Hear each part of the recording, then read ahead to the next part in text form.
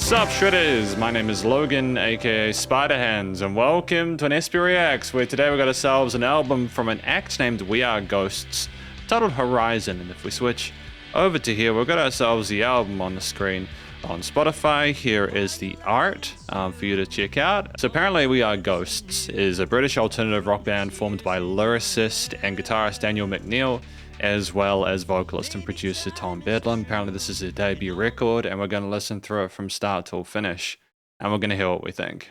Let's do it. We Are Ghosts.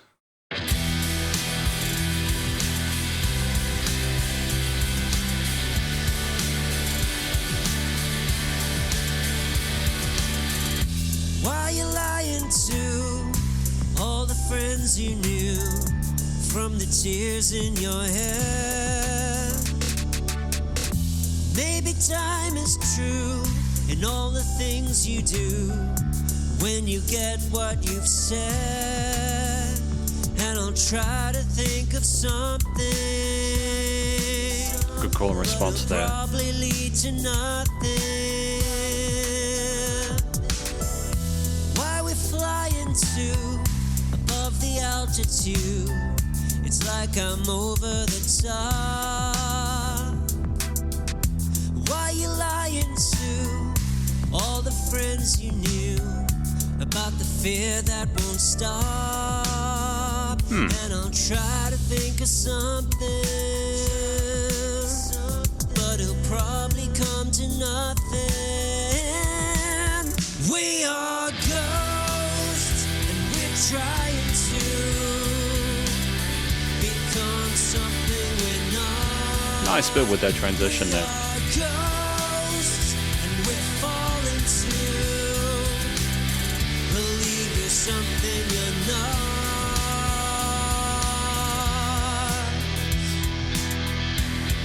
Something you're not. And guitars.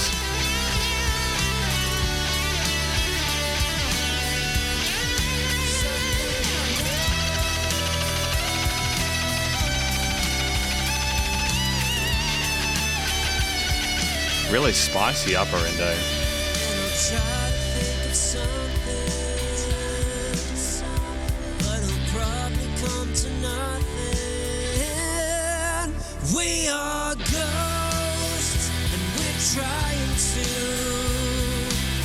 become something we're not. We are ghosts, and we're falling to believe you're something you're not. We are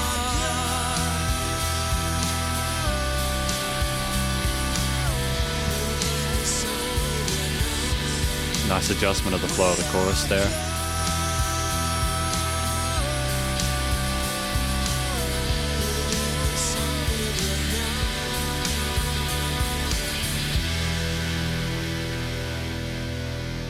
I think a lot of the shimmer is the combination of guitars with the synths and stuff like that, but I feel like that was a good first impression to their work, because that's the first track, titled We Are Ghosts, off of the Horizon album. And each of these post-track sections, by the way, I'm going to be providing it's like a per-song analysis, from lyrics and vocals all the way through to studio production, as well as an overall score out of 10 based on various musical criteria. And then at the end of this review, there will be an overall analysis of the 6 tracks as well, in terms of the album that I've heard, as well as any constructive critique, and then finally my general thoughts from a listener's perspective. But first of all, what do we think this track is about? Well, before I go any further, I should mention that this track got a 7.9 out of 10, which I feel like is a strong starting score. But in terms of what this track is about, what I got from the chorus is that we're sort of like ghosts of who we were, so to speak, there. We've kind of given up on trying to be our own original versions of ourselves, and we're trying to sort of approach it differently, potentially, whether it's for the need of having a higher purpose or simply feeling like we need to adjust because of societal pressures and stuff like that. Well, I've tried to think of something, but it'll probably, lead to nothing, is an interesting line before that chorus. It just kind of insinuates that we're not only got some self-awareness of the position that we're in, but that were also sort of like feeling a sense of hopelessness about it, you know. So I think that's something that I think there'll be an audience for sure. I feel like the vocals are done very well here. They're very comfortable in their hidden chest voice.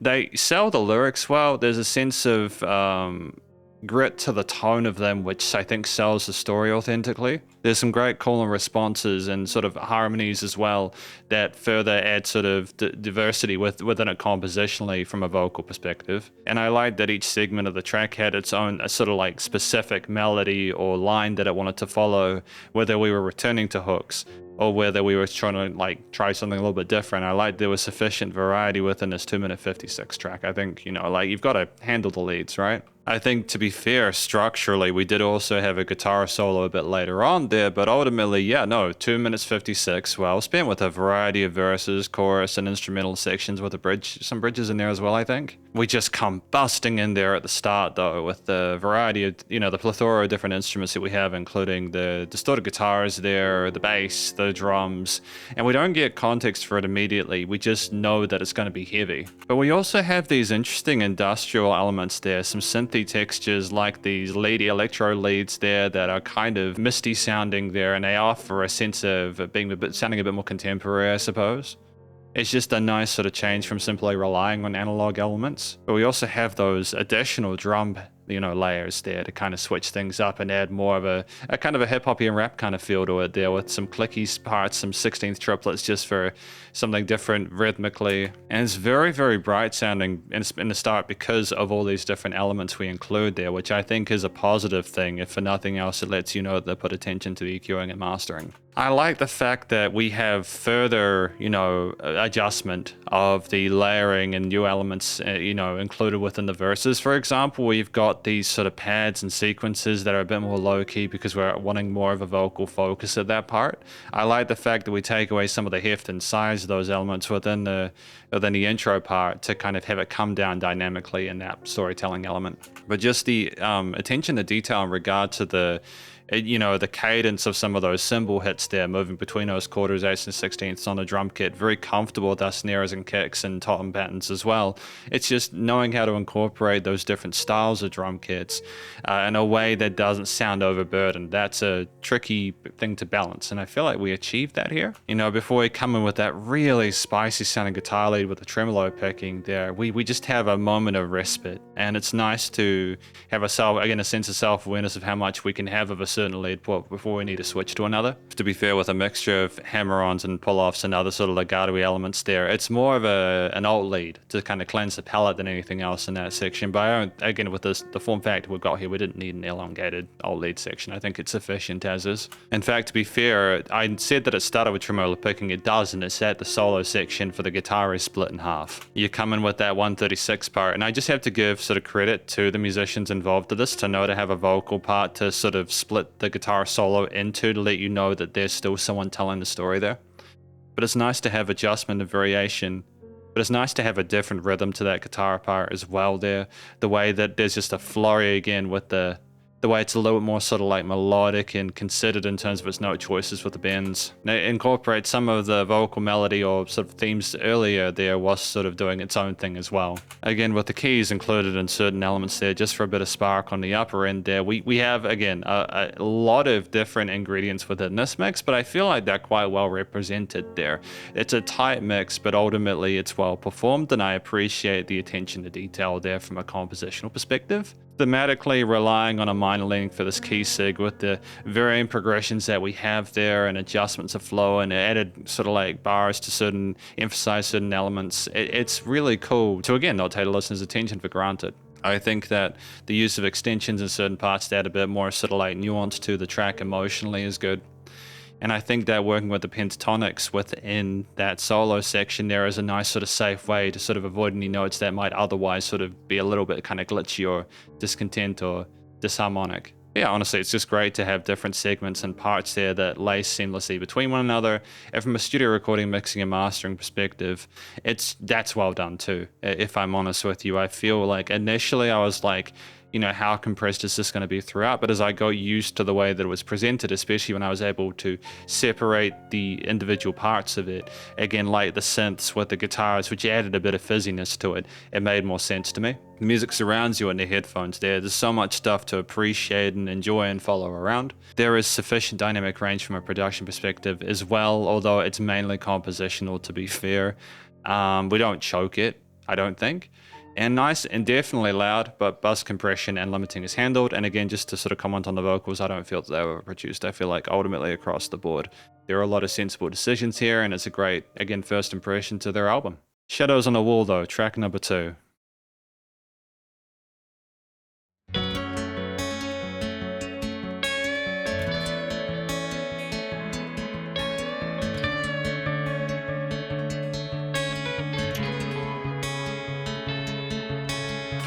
Really fascinating iciness to those keys.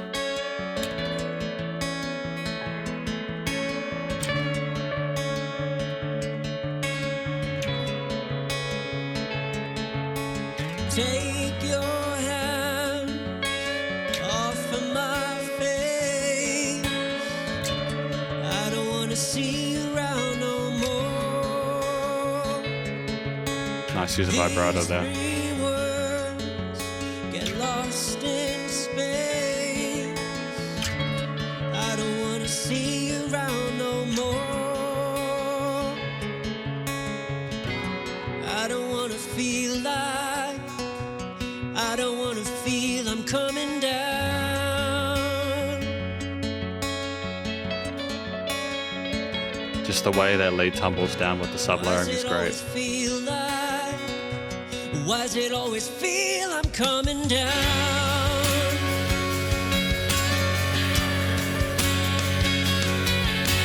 Take my hand Is the off kick on the left? I don't want to hear you round no more. Take these words with warm embrace.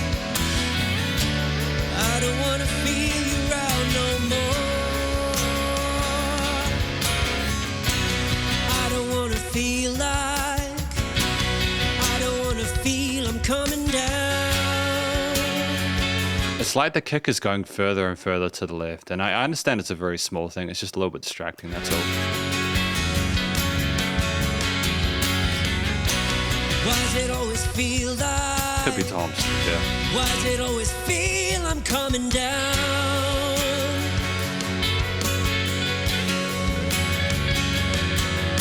The shadows on the wall stand hauntingly tall, and I don't even know your name. The Great tension there shadows on harmonically. the wall stand hauntingly tall, and I don't even know your name. I don't want to feel like, I don't want to feel I'm coming down.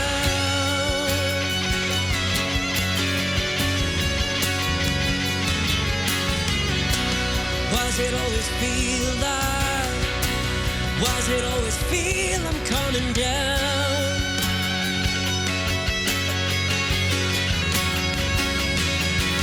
The shadows on the wall stand hauntingly tall, and I don't even know your name. The shadows on the wall stand hauntingly tall, and I don't even know your name. That's an interesting line to finish on, I don't even know your name.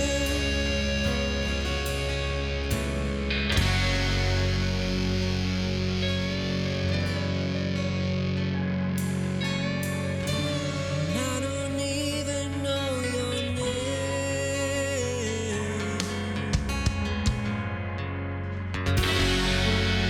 It's like they panned the guitar or the drums to the left and center, so that the entire span of the drum kit was like 100 to 0 in the center.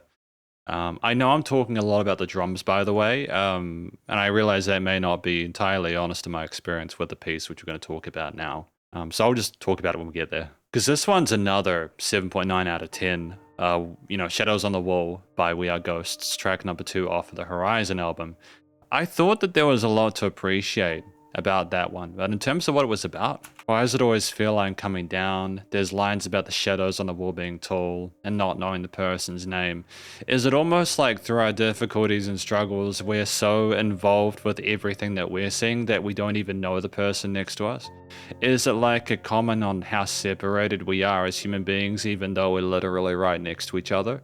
I'm not quite sure, but I think it's an interesting topic if that's the case, and even if it's not, the fact that I want to go back and try and figure out what it is probably after this review is something that's quite positive. I think the vocals within this track are done fantastically well. I love the graininess of the performance on the mic there. I think that we have some really tremendous harmonies as well, some chordal patterns across the end of the hook, loops, and it's just also the vibrato that we had in certain elements was really dope. We know when to be a bit quieter, such as again in those verse parts, or when we start to build in those bridges, and then we just kind of, again, we're more sort of prevalent in those chorus parts. And I just like the adjustment there. I like the fact that we're sort of like conscious of where we need to be at certain points in order to sell the story and elevate ourselves on top of our surroundings. Structurally, this track at 405 I feel is just as fleshed out as the prior part. I think that steel string acoustic introduction with the iciness of those keys on the other side is a fantastic choice. They're great contrasts in terms of texture and timbre in different ranges as well, so they niche quite nicely within the frequency spectrum. Even if they're quite bright because of the EQing that's been done in post there to not have any sort of resonant frequencies in the low end ultimately, I think they do. They are, again, panning as well as segmentation. But we also have these kind of rotary elements here that kind of wash over us as well. There's very few to no elements within either of these two tracks I've heard so far where I've been like, is this enough? Because I continue to add more and add more. And just the way that, things talk to each other with the lead guitar at the start, and then there'll be like the boom, boom, boom, and these recognizable motifs there that you come back to over time. And we also have these really fascinating arpeggios going on with those steel string guitars there. We're very comfortable with our lead guitars and sort of like our power chordal patterns, amongst other things, as per We Are Ghosts. But having something a bit more low key here, and again a bit more nuanced with some of those extensions and not necessarily chromatic parts, but chords that are outside the traditional major and minors is really good. I think simplifying things with the kind of, again, the grittiness of some of those sort of overdriven passages and the fuzziness of the synths and then the distorted rhythm guitars and the chorus there with again, more of those leads soaring over top is just great layering from the perspective of the strings. Nothing is too confrontational. There's a natural sense of power from the vocals that permeates the mix. And we have another solo section around the 250 mark, which I've identified the start of correctly, with this round. You've got your use of unison bends and other kind of like bluesy elements there to further illustrate a connection to the stuff that we're talking about. I like the fact that the guitar continues through the chorus part as well there as a sub lead to further sort of like build that up from what we had prior. I think that's just sensible, and to kind of come down at the end with that kind of natural bell curve in terms of the relative intensity there, to have the keys again and the guitars and the vocals sign us out is just clever. It's a great use of 4 minutes. Even just having a da-dum with the lead guitar not just playing the safe option, which would be the note relevant to the chord or the root note, that da-dum with that flat 7 there is just sick. It's just great there. It continues to defy expectations in a positive way. I mean, and just in terms of articulation with some of the drum parts, around the 155 mark there, you have these fun flams and roughs and stuff like that, these interesting high tom, low tom elements or mid tom elements there that just are a nice contrast to the cymbals that we've had prior there. We understand that taking away those more sharp elements there, even if they're mixed quite neatly into the mix, it's just a great sort of, again, a palette cleanser. It's a different sort of vibe, quote unquote. We're comfortable keeping an eighth note groove with the cymbals and allowing the bass to be a foundational thing underneath what's going on with the guitars and the keys and everything else. We understand that. And there's just great sort of varying levels of technicality and intricacy between those different parts of the song that kind of just again makes it more fascinating. You're unabashedly like just going, there are certain elements I'm going back to just to sort of confirm my thoughts on it, and just around the 1.05 mark, all those different guitar parts there that are interlacing and interweaving is just it's very respectable. You know, they clearly understand what they're doing and understand the fundamentals and beyond that. So ultimately, it comes down to the theme itself, which I feel minor, with what we're discussing within the lyrics and the subject matter, it's great. But again, we don't just have one main chord progression throughout the track. We have changes of the flow and feel of it, even becoming more percussion oriented, I think, in the bridge, if I'm not mistaken, as opposed to relying on the chordal harmonic elements there to communicate things. It's almost like a punch in the gut. And that how it evolves and progresses through this piece and holds for a sense of tension and discomfort with some of the chromaticisms that we have occasionally is very good. But it's done in a way where we're deliberately safe when we need to, such as again with the pentatonics in terms of the soloing parts. But then we know how to have things, and it's just, we know how to break the rules when required. So yeah, great, huge amount of life to this track. I think that the chord choices and the melodies and how they work on top of it are sensible and creatively compelling and competent. And then it's just the studio recording, mixing and mastering, which I also feel is very good. I think it's just a testament to their capacity to know what suits the music that they've written and composed and performed there, to understand the ways to include the acoustic steel string and sort of overdriven or distorted parts. To have the bass underneath sort of not being too sort of bombastic or prominent. The guitars with, again, a fizziness of fire in their soul and their belly. The synths, keys, anything else we have there with the rotaries on additional guitar takes and overdubs there. And the vocals, again, being prim and proper up top. Again, I just very quickly want to mention again the fact that I think I was hearing the toms as opposed to the kicks. My comments within that part of the track there, which is why I'm glad I kind of took a bit of time to think on it in between talking about other things. But yeah, aside from that, that's a very sort of minor thing there. It's purely subjective or constructive, primarily because that could have been something to do with that part or emphasis going along the wall from the center to the left. I'm not quite sure. It's just, it's cool. So ultimately, again, another really well produced track, 2 for 2, and I look forward to hearing more. Because we have beautiful track number 3. Almost like a Pink Floyd-ish feel to it.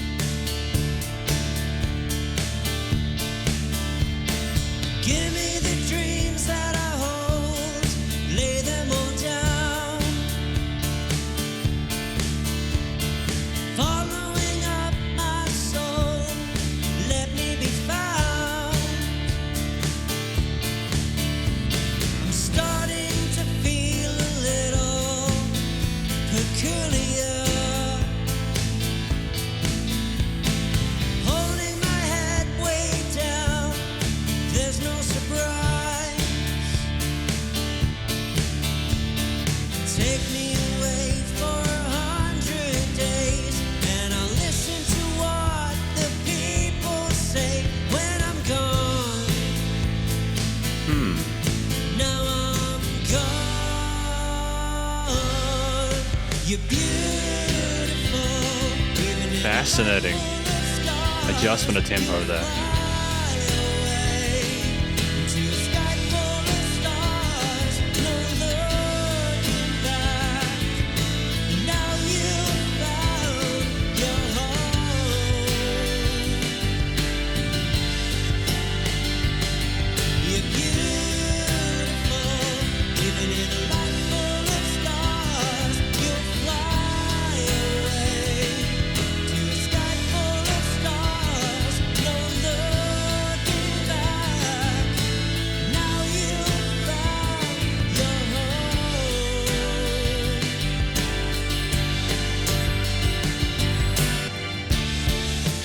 Oh, we're sticking with it. Okay.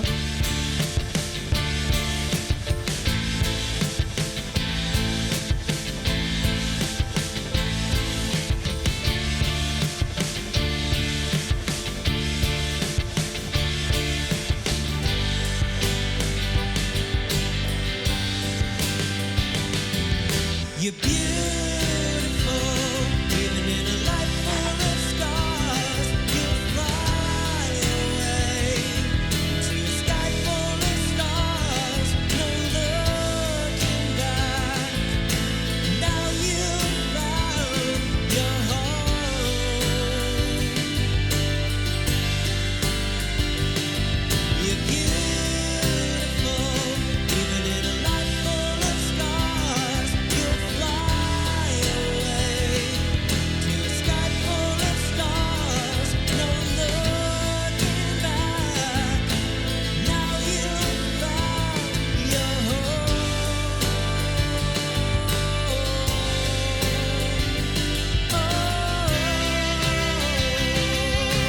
again, there's like a scratchiness to it, but it's kind of endearing, right?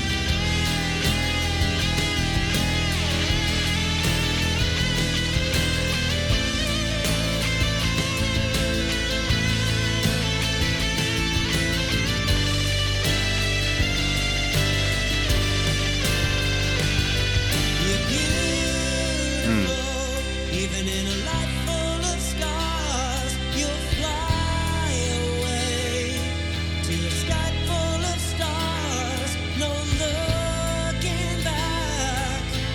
Now you've found your home.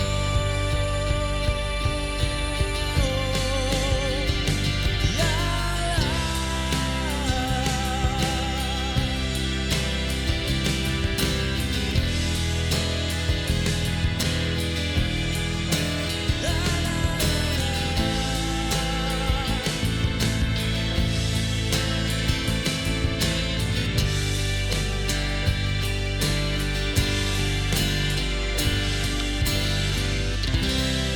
Nice, well done.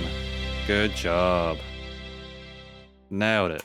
Excellent effort. So let's talk about Beautiful by We Are Ghosts. So Beautiful got an 8.1 out of 10 for me. That is a rare score. I don't really hand out that many over 8, so well done. In terms of what this track is about, what I kind of dig is the way it's structured. And it's very clever in the sense that it's very simple in a way which might not seem that way. To me, it seems like you have the start of it where we are not particularly sure of our relation with this person that we're surrounding ourselves by or interconnected with. We talk about having our head down and stuff like that, and I think we're still feeling a bit sheepish or uncomfortable considering, you know, we are ghosts and shadows on the wall and what we discussed there.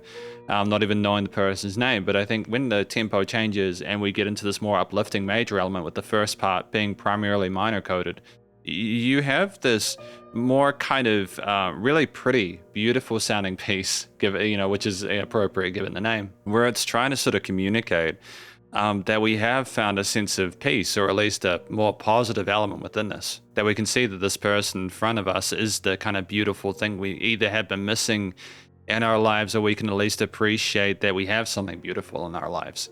And I think that that's just a fun concept, really. I think that it's something I very rarely see, is people kind of splitting tracks like that. But I think it's a smart move. You've already had 2 tracks where we're very comfortable having a shorter track and a longer track now, and then switching up the feel and flow of it is just another new thing to include.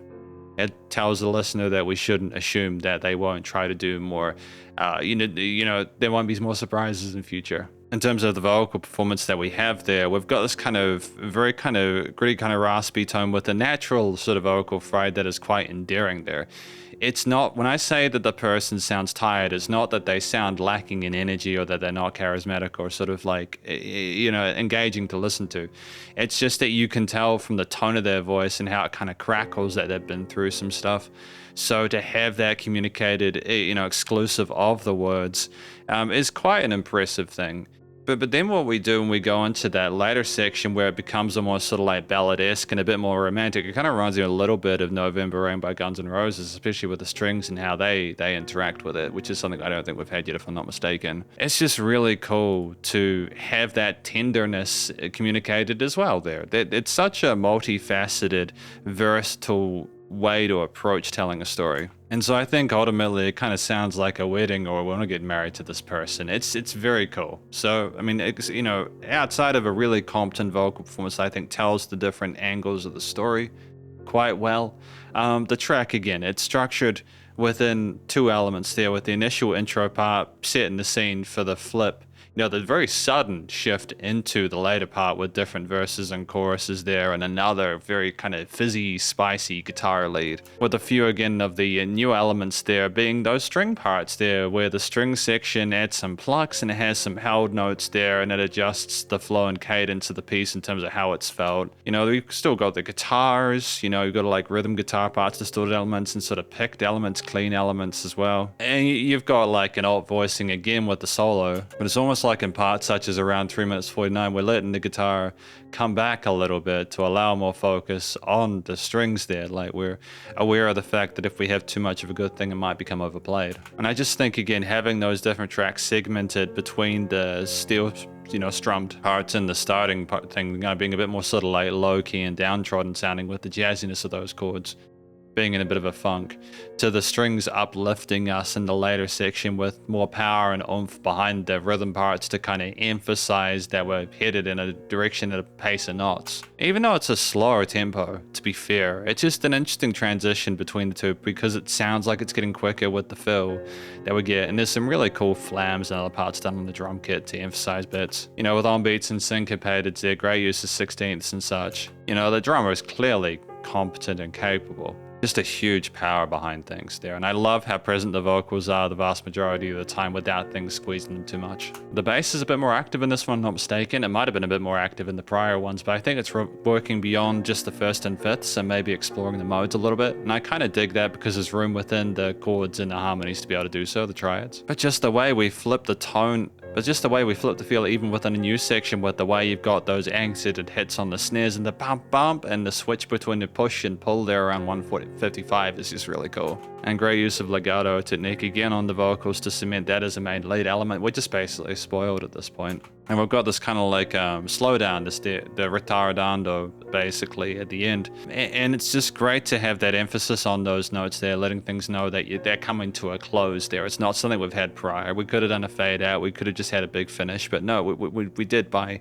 doing something differently and allowing those notes to hold out in a way where it really, again, it emphasizes the major tonality to that, which is not something we've had yet. I mean, thematically, outside again of the guitar solo doing more of the tremolo picking and other sort of articulation techniques, being very well behaved within the relevant key signatures and chord parts, working magically and resolving at the end of that solo with a slide that just nestled itself really effectively into place. You've got a track that is comfortable switching key signatures and having a variety of different chord progressions and bass lines in a way that does not feel overcomplicated and makes the most of the 423. I think if there are moments of tension or discomfort there, it's a deliberate thing, and then it's well within the rules and bounds of what would be expected within a genre. There's nothing that alienated. Yeah, I just like the lack of complexity as a final note in terms of some of the chord progressions that we have within that latter section, primarily because I don't think we're trying to be too complicated about how we feel about it. It's kind of like, it's more pure sounding, I suppose, to a certain extent, even though it's still quite an intricate arrangement. Studio recording, the mixing and mastering though, again, full marks. It was great to include the strings like that in a way that made sense from a mixing and EQing and panning perspective there. There wasn't the kind of the movement to the toms that we had last time. It seemed a bit more kind of like, I could follow along more easily by stuff I wasn't, like a tiny bit distracted by it. And it's great to know that if the drums aren't there, such as around 3:30 with that middle 8 there, we still have the body and force of the track in a way where it doesn't feel naked or redundant. And then that crescendo, that build we have going back into the last hook was effective because it kind of sounded room compressed, but it's solid across the piece. It's consistent across in terms of the tone, sound, and emphasis on certain parts. And I love the different characterizations of bits. And again, the vocals at this point are the icing on the cake there.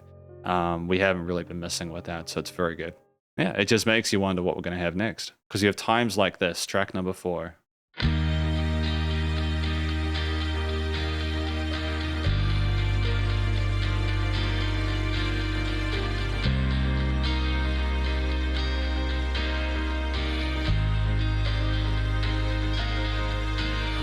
I shouldn't be writing down all these things I read about when I'm only being free. You said you're leaving town, I say you're running out when you're only being free.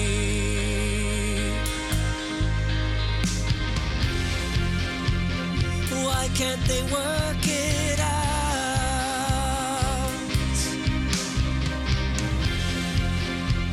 Why'd you have to scream and shout?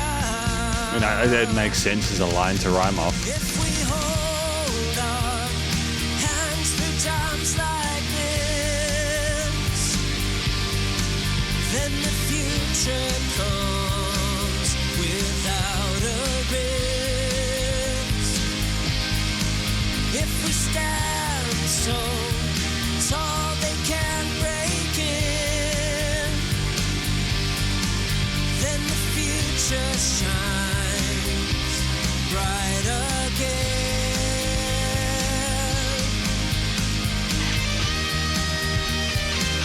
I mean, I'm starting to expect there to be a guitar solo of some kind in these later sections, to be fair.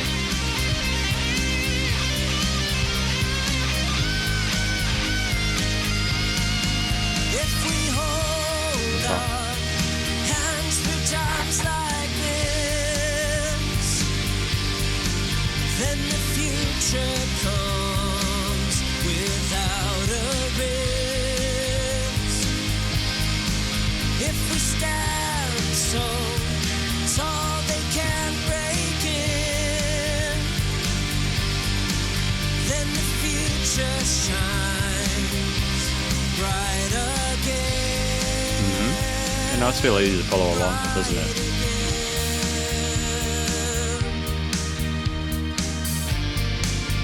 Good use of open hi-hats.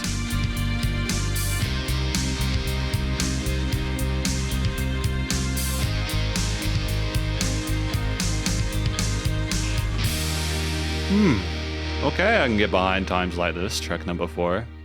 Makes sense to me, eh?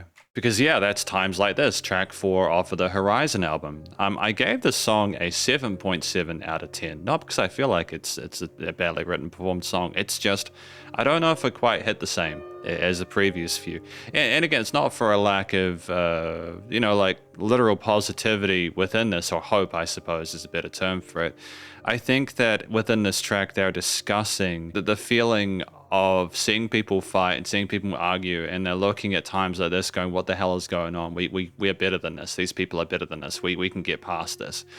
And I think that it's like that there's something about the last line of the first chorus, or the first verse, should I say. When I hear lines about trying to work it out and sort of scream and shout and everything like that, it just, I don't know why this isn't really even necessarily a fair comment. It's more like that is the lyric I would expect to rhyme with it, and I feel like that's a safe option for them in terms of the story they want to tell. It becomes less pointed. To be fair, I think Beautiful was the same, where it's less specific to their experience and more kind of a safe option thematically in terms of what they want to talk about. I've been thinking about how to say this because I don't think it's done badly. It's like, why'd you have to scream and shout there? I feel like we could have potentially said, why did we scream and shout there? It almost like we're talking about this being a shared experience. But it's almost like we're blaming the person for what they're doing despite how we feel about them, and you'd sort of assume that they would be wanting to work with you and you'd sort of commiserate and fix things. It's just, I don't know if it's a little bit incongruent with my understanding of the situation there. But it's like a very minor thing. It's clearly an accessible line there, and I don't usually talk about lyrics when I don't necessarily vibe with them too much, or when I can sort of like imagine a better way of telling it. Because again, this is a very personal experience for the singer telling the story. I think maybe you could even argue there that it's more about maybe a learning curve on our behalf, learning to sort of look into ourselves and understand that we can be the problem there as well. I'm not sure. But regardless, I think it was a very, very good vocal performance. Really happy to have heard this track. And it's nice follow on from Beautiful. I think that it's a contrast in terms of the kind of romanticism, maybe the rose-tinted spectacles that we had when we initially got with this person after having our head down for so long. It kind of, again, it adds a sense of hope. And I think that the way that we sing emphasizes that in the way which is not overzealous. It's not mundane either. It's just very kind of, again, accessible vocalization with the timbre and texture and quality of performance that we've had across the previous few parts. I think generally we've proven that we're competent on a microphone, telling stories, and we're able to harmonize with the surrounding elements and have those additional sort of vocal harmonies and call responses and stuff like that to make it special. I think for like quite a poppy track, I think this would potentially be the single off the album, eh? And it's nice to have the strings continue from the previous track there because it insinuates that they're connected. to have the shimmery, chimey guitars with the bass line poignant yet sort of like loaded on the low end there. You've got everything contributing in a way which is both predictable and respectable. And I like the fact, again, like the bridge, that we adjust the tom fills there and we have a slowdown of things with the tension there, and we bring it into a more sort of cymbal loaded chorus or hook line in the way that we've had with previous tracks, which is good. It's a very kind of poppy, kind of rock, acoustic rocky kind of approach to it, which I do think it's meant for a wider audience, this one. I do think that the guitar being a bit more active and a bit more sort of like vivacious in this was a smart move though. A little bit more pace to it, especially with some of those legato elements in the ridge section there. You know, I know that we've done literal tremolo picking and that'd be the fastest part technically, but yeah, it's just nice to sort of switch between those notes in a way that's still kind of safe from a pentatonic perspective, but you know, it's just a huge sounding track as well there, going between those different verses and choruses and bridges. I hear this and it almost kind of feels like we could have had the track come down in terms of dynamic range. Like at one point, it just felt like the song was consistently, I think it's because of the way that you had the shimmers of the varying sort of like mid and upper registers of elements there. They were kind of present throughout a lot of it, so it didn't seem like it came down. It's something where you'd usually kind of remove those to have a perceived kind of like change there and the effect of it, but then also we've done that with previous parts, so maybe we just really wanted to commit you to the shorter form factor to the heaviness of it relative. And again, there's adjustments of cadence to some of those drum parts, such as around the 35-second mark there we slow down with things and give things more space. It's a well-written track. I think having the first 30 seconds without the drums in general, relying on those strings that have been articulated prior, or follow on from that, the bass and the guitars being very sort of like graceful in their approach there. It's more than enough, and structurally it's effective. I think as well the change in speed and sort of flow and the crescendo of the strings going to some of those hook parts is good there. Like we've polished our elements that we have, especially, you know, even the newer ones. They kind of are sort of like smooth enough that they feel like they should have been there the entire time. I'm just thankful that there are those drum fills and other little adjustments of tails of things to keep things intriguing. And thematically, I think major leaning for this is good, because even though we're going through a difficult situation, the music, you know, it tells us that we have hope for the future, that things will improve. I think the guitar coming in and what it does with the lead part there to soar across the ether is sensible there, because it's like a bird flying towards the sunset, like we're flying off to that despite being weighed down by the trivialities around us. And I think that, again, the changes of different bass lines and chord progressions with a mixture of triads, extensions, etc., with arpeggios and different rhythms of parts to kind of create a wider sort of like tapestry is just sensible. And I think, yeah, it's just, and yeah, just in terms of the studio production there, nice and loud, bass compression, limiting sound, like we could have potentially have had it, like, again, a bit more sort of production-based dynamic range, but I think we just wanted to have it kind of like noticeable the entire time. And we do have other tracks where there's a bit more room for it to breathe there, so that's good. Ultimately, vocals are well produced, guitars, bass, drums, keys, strings, etc. are well presented in the mix around the stereo field, and again, the frequency spectrum, should I say. And yeah, I don't think there's any resonant frequencies. I don't think it's overproduced. I'm just glad to hear people playing their instruments. It's very cool. We've got Alive, track number 5.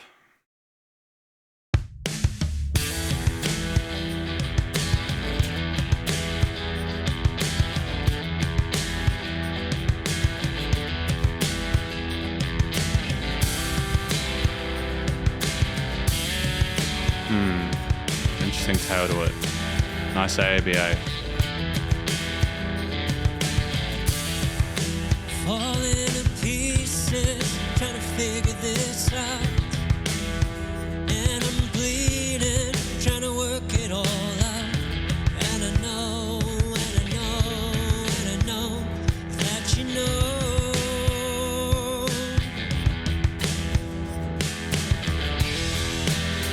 And I mean it when I figured it out.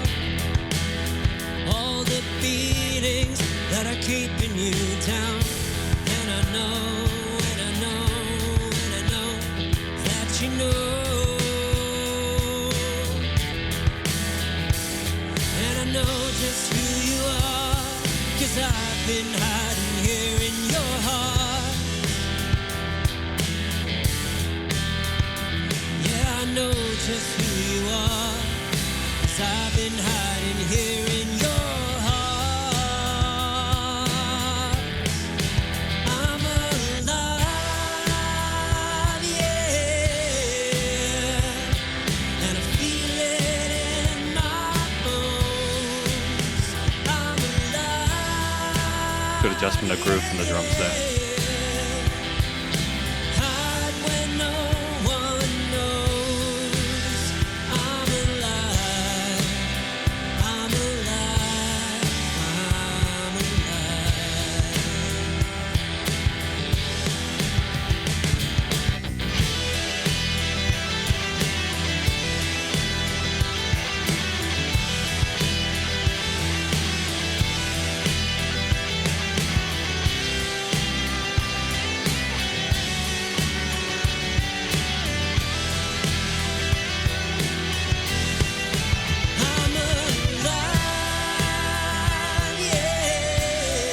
I thought we were going to continue driving through with that snare.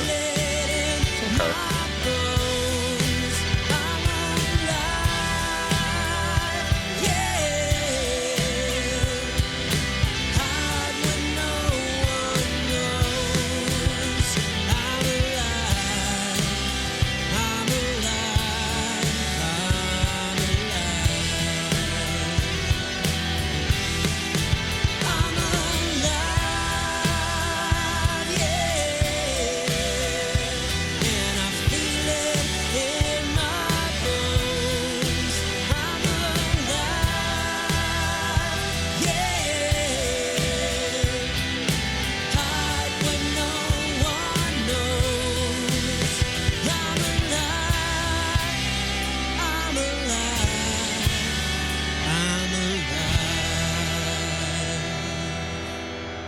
Yeah, okay.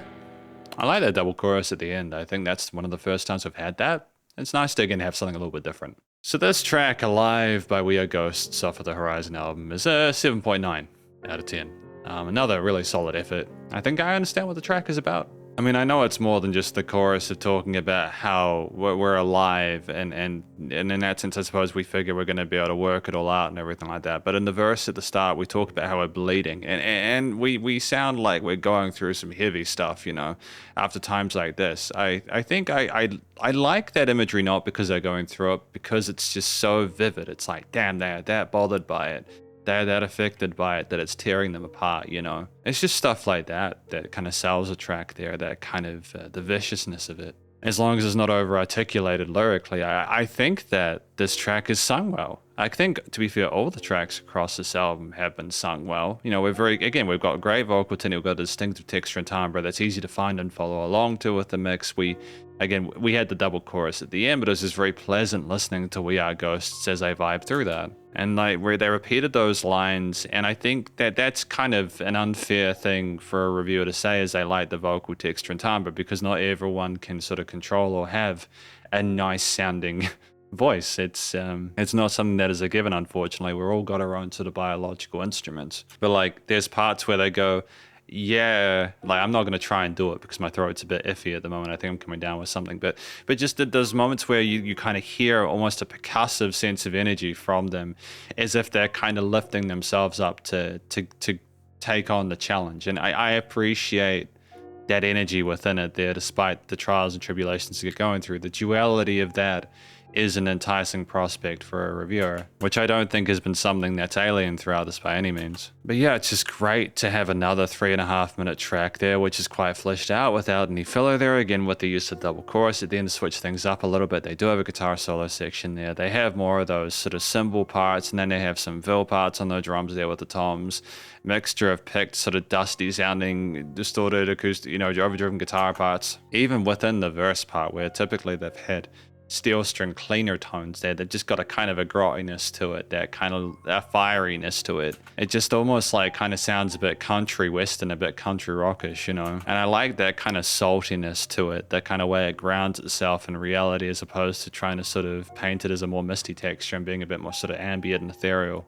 Just with that tom fill at the beginning there, with the mixture of the kind of sass of the tone of that, it sets the precedent for the rest. And there's such a force behind those hits as well there, that when the vocals do come in, such as around the 3 minute, the 35 second mark there, it's beautiful. And even though the track has a relative intensity, like a tonal consistency, I think in part because of how things have been produced, and that's not a criticism, by the way. I don't mind that it's more balanced in this one. There are changes of the tones of certain things there. Like, for example, around the 3-minute mark, when you have the additional lead guitar come in, you have the additional vocal melodies forming the harmonies on top there. It just sounds bigger, like they've staircased it. And there's such a sense of peace around that 155 mark where they talk about I'm alive there. It's almost like they are aware that despite the trials and tribulations they're going through, it's just very personable. And I think that's the moderation of the tone of the guitar, the chords they're playing, the minor triads there, with some extensions there or some bluesy elements there to meter it out and not make it too aggressive or dark. I think the brightness of some of the elements you have in the upper register as well are us kind of lifting ourselves up from the mire. It's great to have constant variety. It's great to have constant variation of the percussion to match some of the consistency that we have in terms of the guitar riffs motifs when they enter to switch between parts. The bass being nice and responsive and reliable, and less of the strings in this one, I think, because there's less romanticism involved. It's just a bit grittier. It's just a bit more kind of pragmatic, maybe. Very wistful tone to those guitars to illustrate a sense of, again, we're trying to fight towards a better future. We're kind of beaten, bruised, and scarred there, but we're not giving up. And I kind of interpret the way we repeat the hook at the end to infer that we are especially dedicated to this cause now of kind of picking ourselves up and finding a way through this. Thematically, though, minor leading there, because again, we're talking about the struggles that we're going to, how we've kind of had the crap kicked out of ourselves, but we're trying to come out of it and find a better future.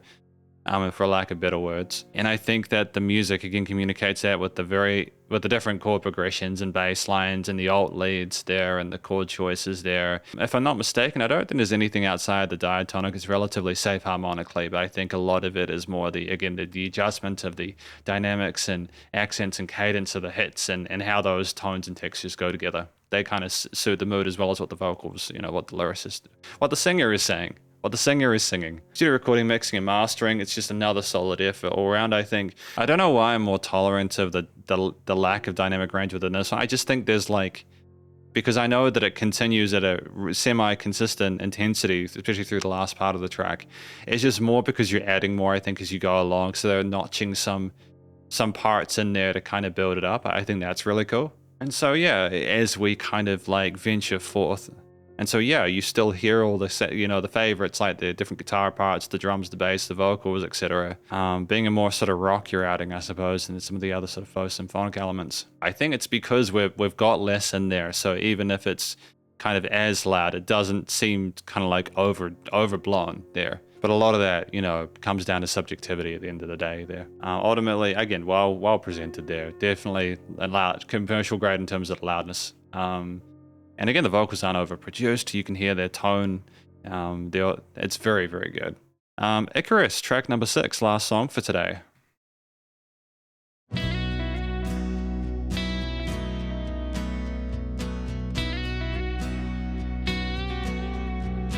Have you seen the way they look at you? Have you seen the way they look at you? I love that choice there with the chords. And they're begging on their knees, and they're begging, darling, please, you'll come back again.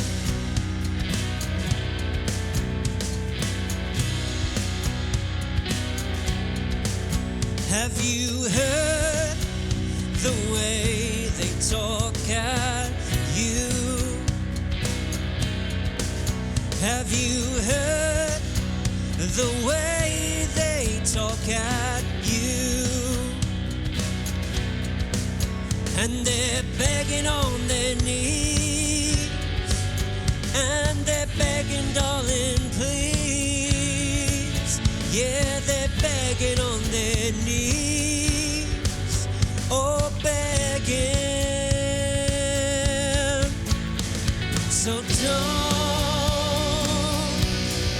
get it all wrong. Now you're flying so close to the sun.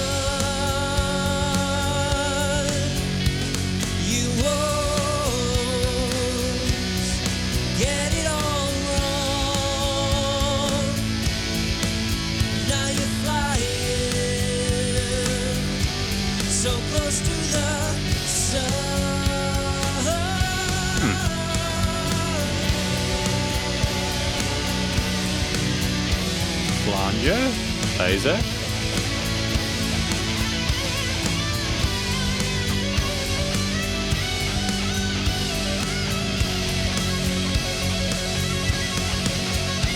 So don't Yeah. get it all wrong. Now you're fighting so close to the sun.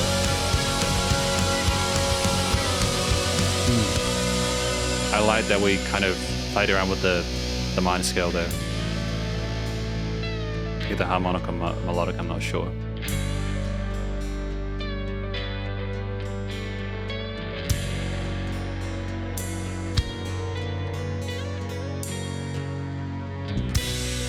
Yeah, great finish. No complaints on my end. Nice, strong one. You know, the minor leaning to that one made a lot of sense considering the subject matter. I've got no real complaints. That's good. So I interpret Icarus, track number 6 off of the Horizon album, because I gave this one an 8.1 out of 10, by the way. So this, again, it's tracked quite well. I interpret this song to be more referencing, again, like clearly the flight of Icarus, you know, the myth of that. The Greek myth, if I'm not mistaken. But it's also simply talking about all the things people are saying, the kind of rumors, the kind of position you're in. I'm not sure whether they're talking to themselves about this or whether they're talking to a person they know about this. It could be either or, as if we've gone too close to the sun before and gotten burnt.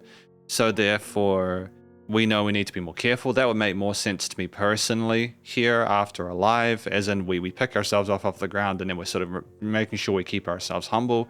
But I'm not sure.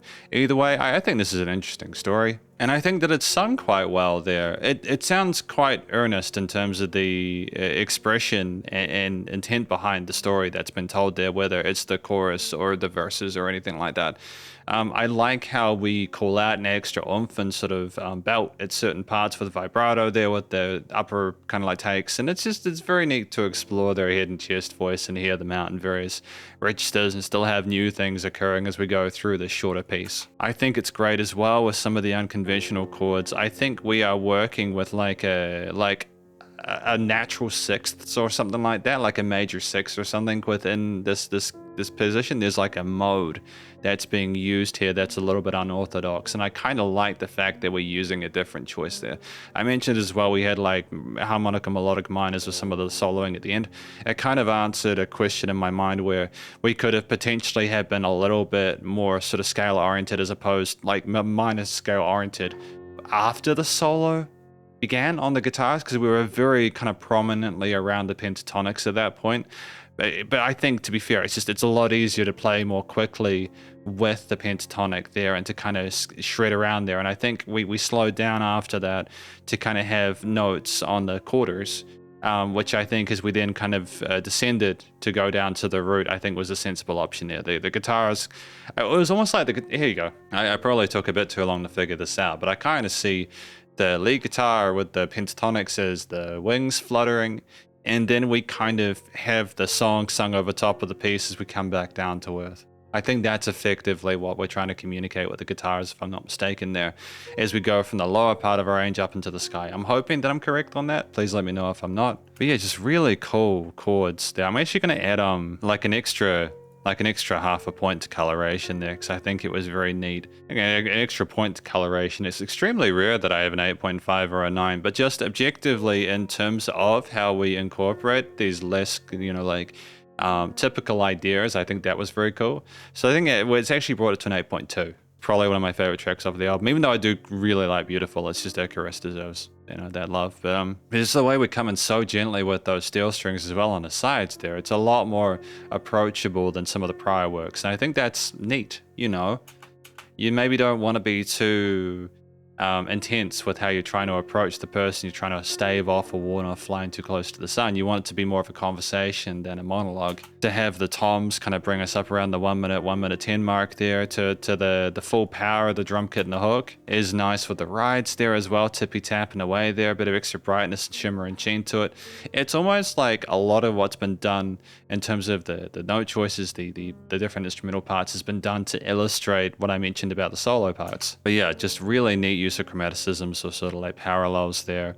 The guitars and vocals having a great sort of synergy and chemistry there in terms of their note choices. You know, the different sort of grooves that we have on the kit, adding sort of like variety and spice to it. Like listening back to the solo section, especially parts around like 2:15, it almost kind of sounds a bit Zakk Wyldish, and that is a compliment. Yeah, honestly, I just think the way that the bell curve, it goes up and then down, is really effective. There's a kind of a fizziness with the distorted guitars that I've gotten used to at this point of recording the album. I don't mind it at all now. I think it depends on how many different things you have together within the middle, upper of the frequency spectrum, but there weren't any resonances there. So I think that again, that extra oomph in the chorus parts with the distorted rhythm guitars was good, especially kind of the way that it as antithesis of what occurs around 2:54 when we have those plucked elements kind of spread to the sides of the stereo field. There you have the different guitars signing us off with the strings as well just coming in there. It's just very cool. It's very cool stuff. Yeah, it's just a really satisfying build throughout the piece. I'm looking back to different parts of it. This is probably my favorite track, and I feel like anything else is going to potentially over-explain it. It's a lot of the stuff I'm talking about is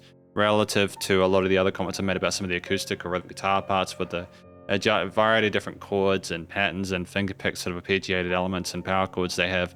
The bass line being a bit more sort of reserved than this one, but in a way that plays nicely with and is more of a support. I don't think we had keys in this either. We to be fair, I think as a fun note before we move into the themes, because this is getting a little bit sort of like tangential.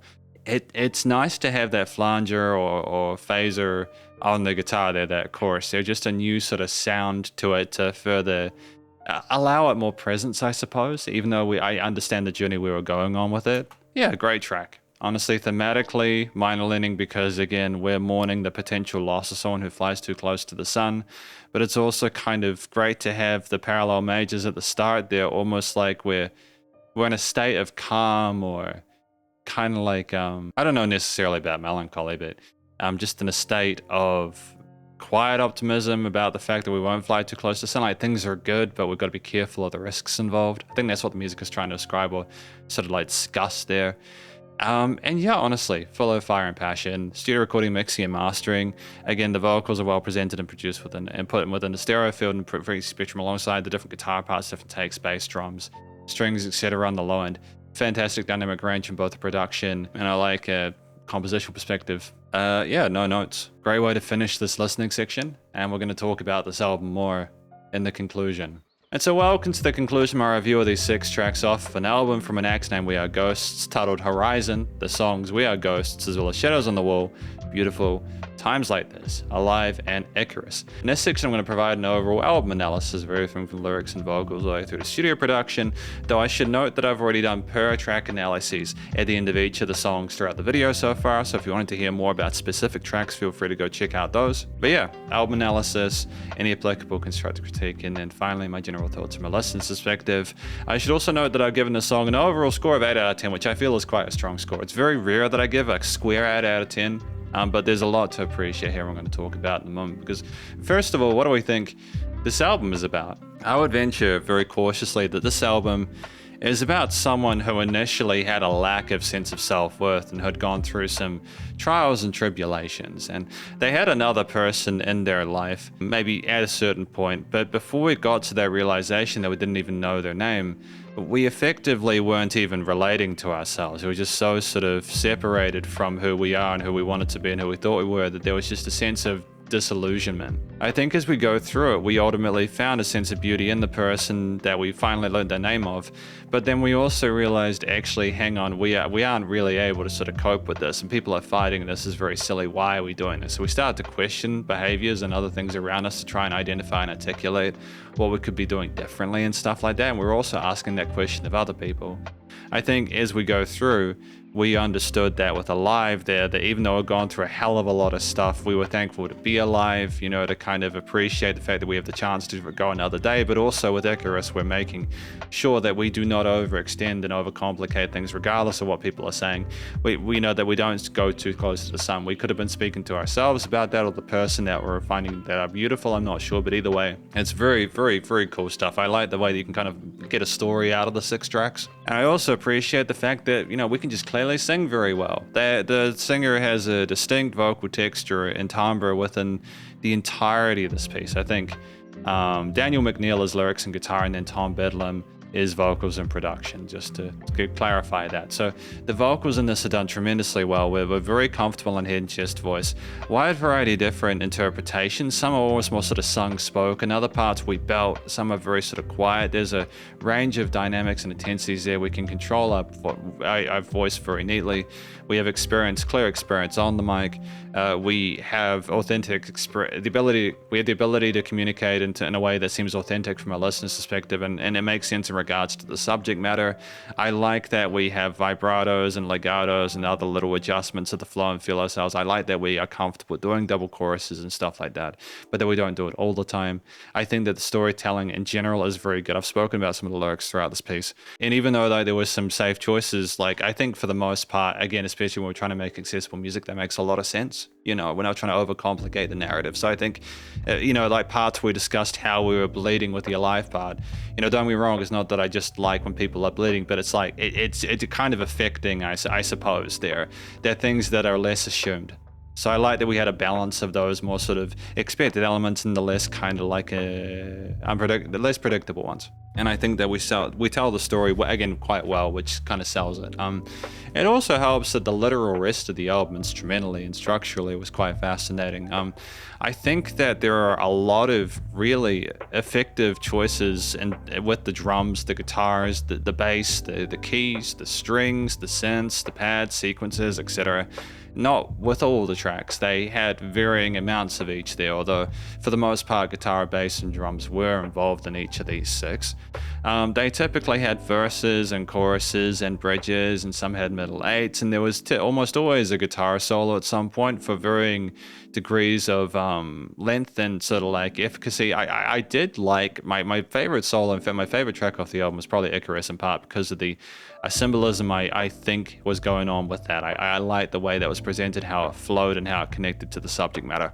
If I talk about a few of the sort of instruments themselves, the main ones, I think the drums, again, with the mixture of some of the more electronic elements in We Are Ghosts, as well as the acoustic drum kit, we explored it completely. Very comfortable with our crash, hi-hat and ride parts there, very sort of like half time, normal time, and some sort of like ambient and syncopated elements there with the kit. We're happy to have some tom fills and transfers there.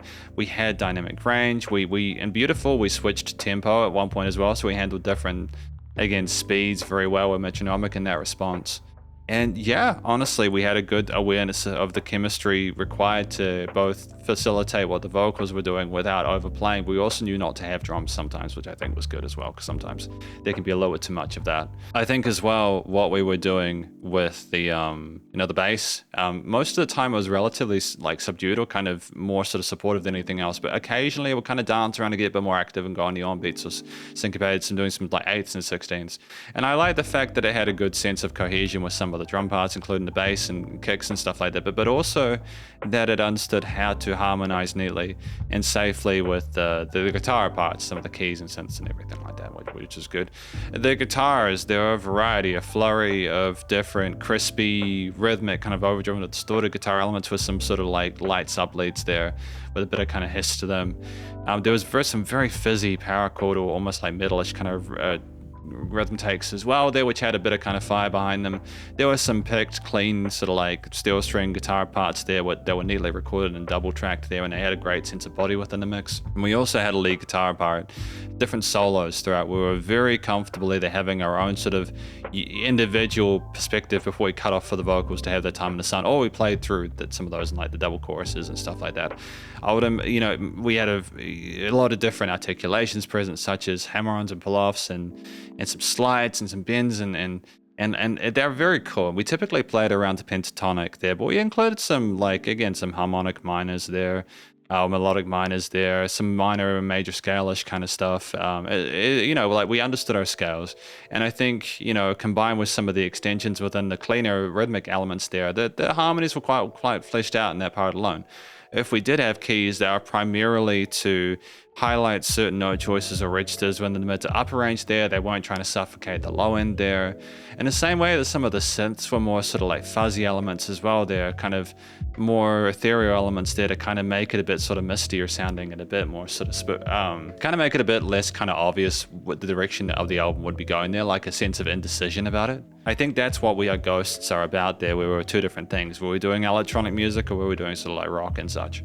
But I think that it's nice to combine those and sort of let the listener figure out what they want of that as they do figure out throughout the rest of the album. Any pads or synth sequences or the strings as well, to be fair. The strings were prolific as of Beautiful. They kind of presented beyond that point after things did a major sort of heel turn.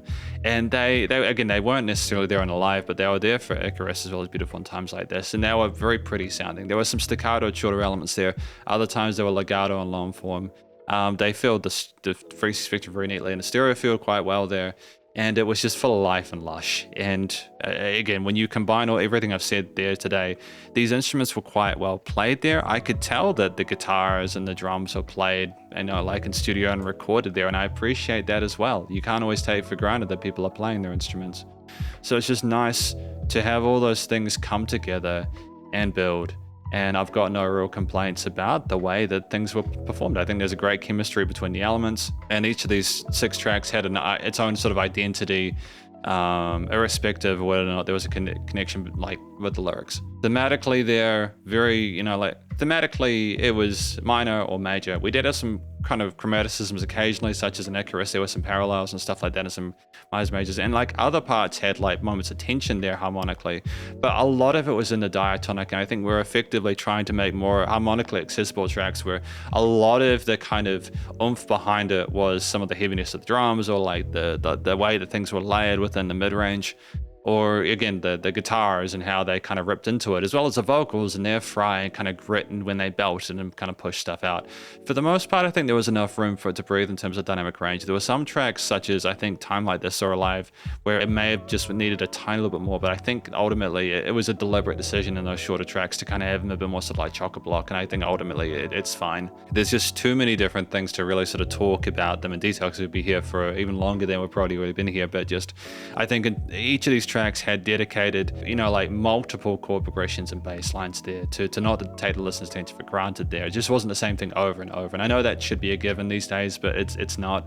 So I'm thankful for the all the different sort of like fun concepts they put forward. And I'm also thankful for the fact that they were both implemented well and that they were performed well. It's nice and tight. I don't think there's really a note out of place. Studio recording, mixing, and mastering as a final note across the board was pretty tight.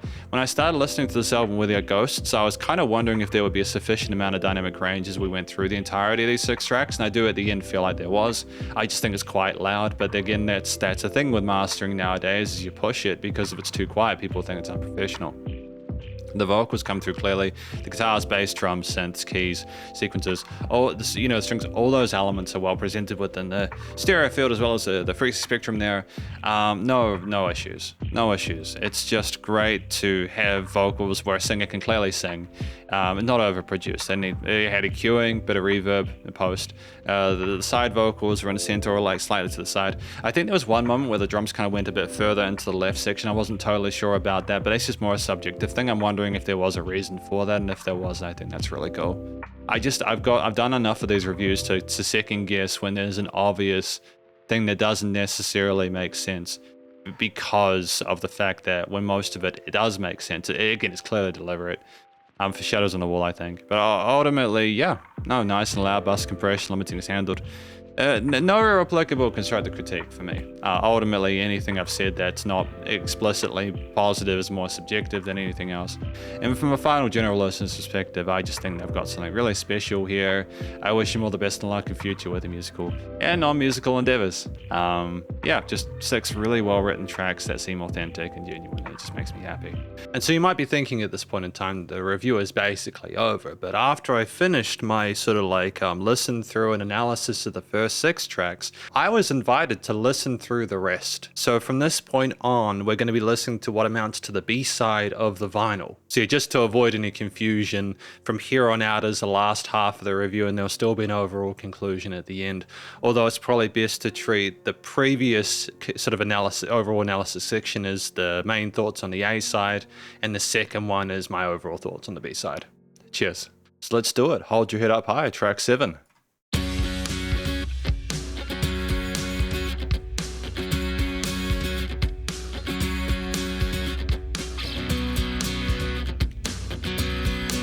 Great grind to those chords.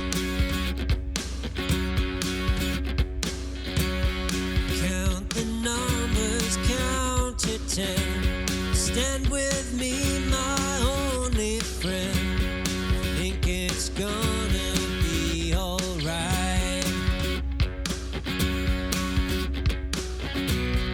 Take your time, don't be afraid.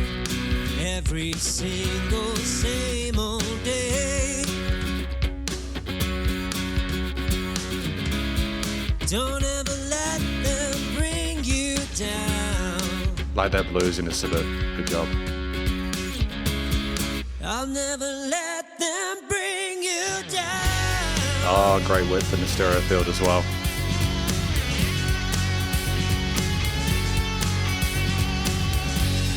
Take my number, count to 10. Take my eyes, my only friend. It's gonna be alright.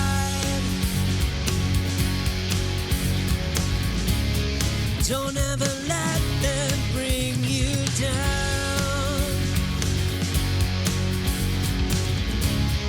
I'll never let them bring you down.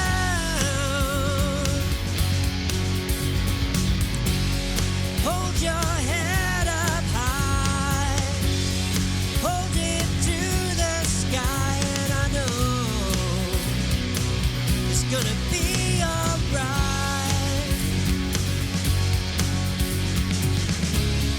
Don't ever let them bring you down.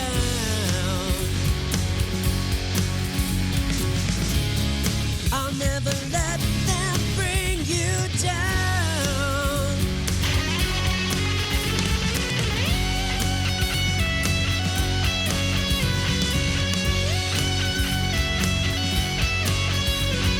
Great trade off to the lead here.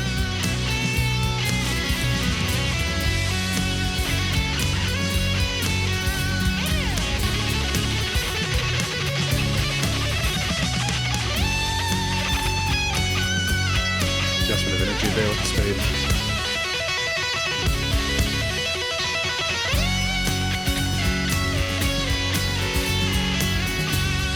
Hold your head up high. Hold it to the sky, and I know it's gonna be alright.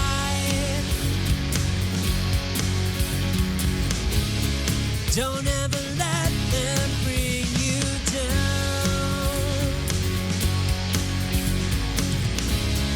I'll never let them bring you down. Don't ever let them bring you down. Great iteration of Hookline. I'll never let them bring you down. Or rather the main message of the song, I suppose.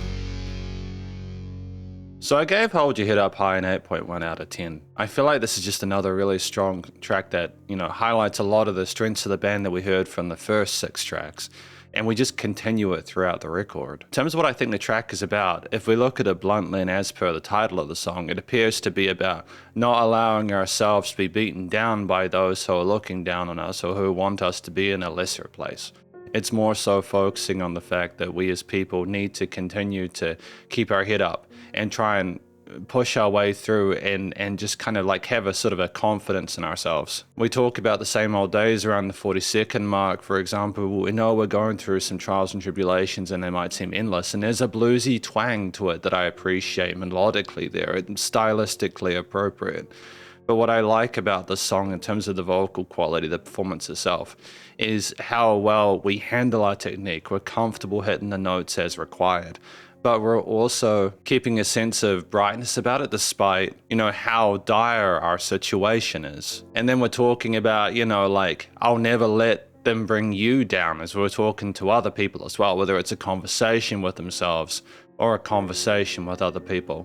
Ultimately, it's not just an experience for them, it includes other people. So I feel like that being quite accessible is also a positive thing as well. And that is reiterated along the end of the track there. So not only do we show solid vocal technique, very comfortable in a head and chest voice, there is some vibrato, some legato technique, some little articulations that show a sense of sophistication in regard to the performance. And there's a sort of a kind of a grit to the performance as well that issues a sense of authenticity and lived experience with it. But yeah, it's a whole package. So like when I give the song an 8.1 out of 10 for a score, I feel like that's quite a well-earned score. You know, the vocals are very well done. The track itself at 3 minutes 40 is quite well fleshed out as well. We have our traditional instrumental parts, our verses, our choruses, you know. We have a solo section as well with quite a well fleshed out guitar solo there with a variety of different rhythms put in there, different techniques, some taps, some sort of really fast sort of shredding as well there. Varying elements there and distinct segments that make it more interesting and easier to follow through. You know, it's very methodical but not done in a way which is inauthentic. It just starts with, you know, those strummed steel string guitars there, the drums, the flams like that. There's a great sense of body to the kit there, which I appreciate. And you just need that kind of strength as well as the brightness from the guitars with those chords that it's strumming in order to elicit a feeling similar to what the vocalist is describing. I think having the lead parts that we have sub-leads, not complete solo sections, but other takes as we go through the piece, both let you know that the guitar solo is going to happen eventually. As per previous tracks as well, to be fair, there have been other solos throughout the album. That's kind of like a main thing that's continued, and I appreciate that because it's something that helps connect the album. And that guitar plays with a mixture of minor and major leanings there that are almost parallelish, kind of like, it's almost like we're kind of rising up after the sadness, if that makes sense. The guitar is trying to sort of suggest things in a similar way to the vocals. And that 12-bar phrasing that we have there, if I'm not mistaken, throughout a lot of it there, both works well in terms of the subject matter, you know, the difficulties they're going through, the blues that we have about this, but also that with the rocky formation and the push behind the combination of the guitar, bass, and drums, you know, the force behind them, it does uplift you. So I think it has the best of both worlds. And I think that it kind of revolves around that with an occasional pause before what would be that last sort of bit of tension, that last sort of seventh chord, that drum sort of like adjustment, the shake up there. That just makes for a satisfying loop. It's just such a fiery, spicy guitar solo in amongst those snare fills, and just the precision, the technique involved to get those notes coming through clearly. It is quite impressive. And it's like the fire of the guitar solo helps to kind of make it stand out more in the mix. I think it'd have been more of a subdued tone. It just would have been a little bit kind of lackluster and almost melancholic. It is nice to hear the drums continue to push forward different patterns in terms of like the tom fills and such. This is around the 3 minute 25 mark. We have some sort of like syncopated elements there, great use of the 16ths there. But ultimately it's just a really full sounding track that takes its time when it needs to, but ultimately is not there to let you fade away. It's just great to have that dynamic range from the first 30 seconds where it is very kind of minimalist with those guitars, and then the bass coming in eventually and the drums kind of poking their head out a little bit, with the rest of the track when the vocals come in being the journey towards a better future. Thematically bluesy leaning, you know, minor oriented, but I don't think that's an unexpected thing considering the subject matter. It again, as per what my comments in regards to the instruments and how they sound and the notes that they're playing, with some major things explored with the guitar leads as well as the vocals. I just think there's a great sort of equilibrium there tonally between the majors and minors and these sort of parallels. Any chromaticisms with the blues scale are appropriate for the subject matter. Yeah, I just think it follows what you'd expect whilst adding their own shimmer and sheen to it. Studio recording, mixing, and mastering across the track is very good. I'm very happy with the way that the guitars, bass, drums, and vocals are spread out around the stereo field and frequency spectrum, as per the vast majority of this album so far. The leveling is tight, bit of bus compression to things. It's a nice sort of tight mix, you know, has a lot of power behind it, which is again what you probably want in a track like this. You don't want it to be a somber experience necessarily. Nice and loud bus compression limiting is handled. Great start to the second side of this vinyl. We've got Beating on My Shoulders, track number 8.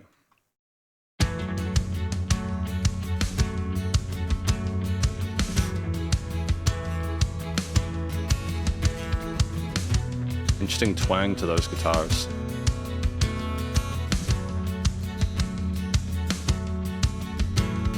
Locked in chains for the rest of my life.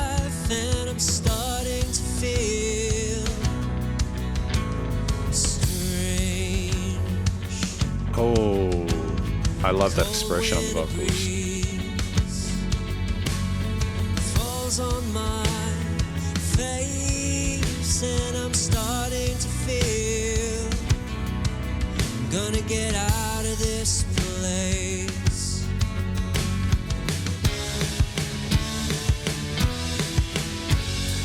Will you be mine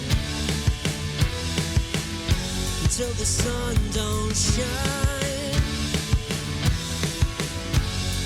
Will you still shine when the rain is beating on my shoulders? Now we're getting older. Please don't waste my time, my time, my time.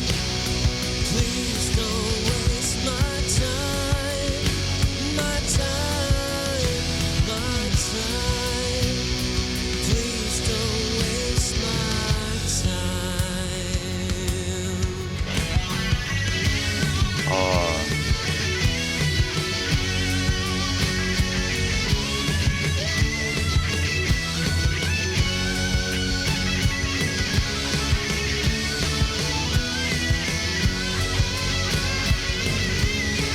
mixture chorus and wah, right? Beating on my shoulders. Now we're getting older. Please don't waste my time, my time, my time. Please don't waste my time, my time, my time. Please don't waste my time.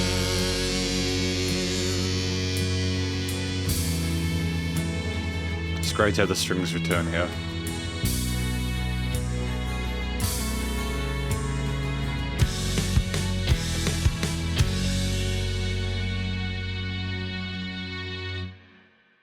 No, that was a tremendous song. I really enjoyed that one. Even though I know they're going through some a sense of confusion or uncertainty in regard to whether the person will stay with them or not. I just think that just in terms of the song itself, it's beautiful. It's really good. So Beating on My Shoulders was another 8.1 out of 10. It's just another really solid track on this record. I think that this one is discussing, for reasons that I'll get into, is someone, again, they're wanting to confirm that the person that they're with will be with them as the rain beats on their shoulders. They want to know that there is commitment there. They don't want to waste their time with this person. They want to know that whatever life throws at them, they'll be together, you know. That's something that I think a lot of people will be able to relate to. And I say that a lot throughout this album and just in reviews in general, because when people listen to someone else's life experience, in order to form some sort of connection or association, especially if you've never met the person before, you do need to be able to relate or understand what they're doing, you know,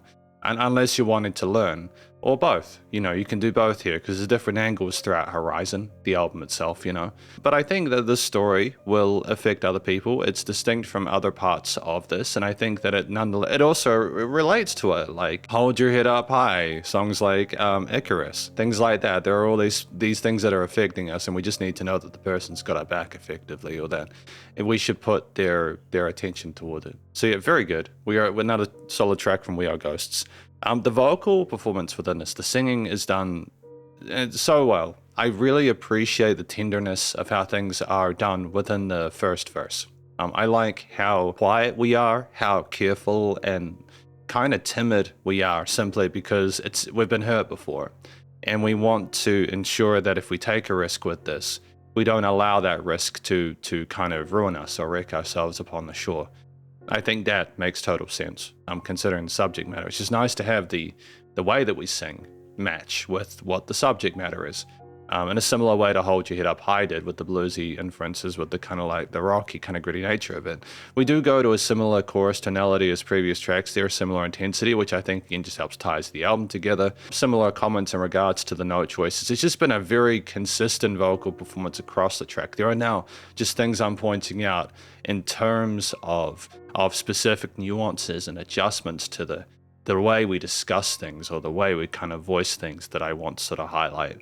But yeah, hit the notes cleanly, no moments where you sort of like are uncertain about things. I think we also have some cool responses occasionally. And it's just such a short track at 2:57. Not only does the A-B kind of contrast to the vocal dynamics work really neatly, but it just doesn't, there's no filler within it. You know, I think this might be one of the shortest tracks off of the album.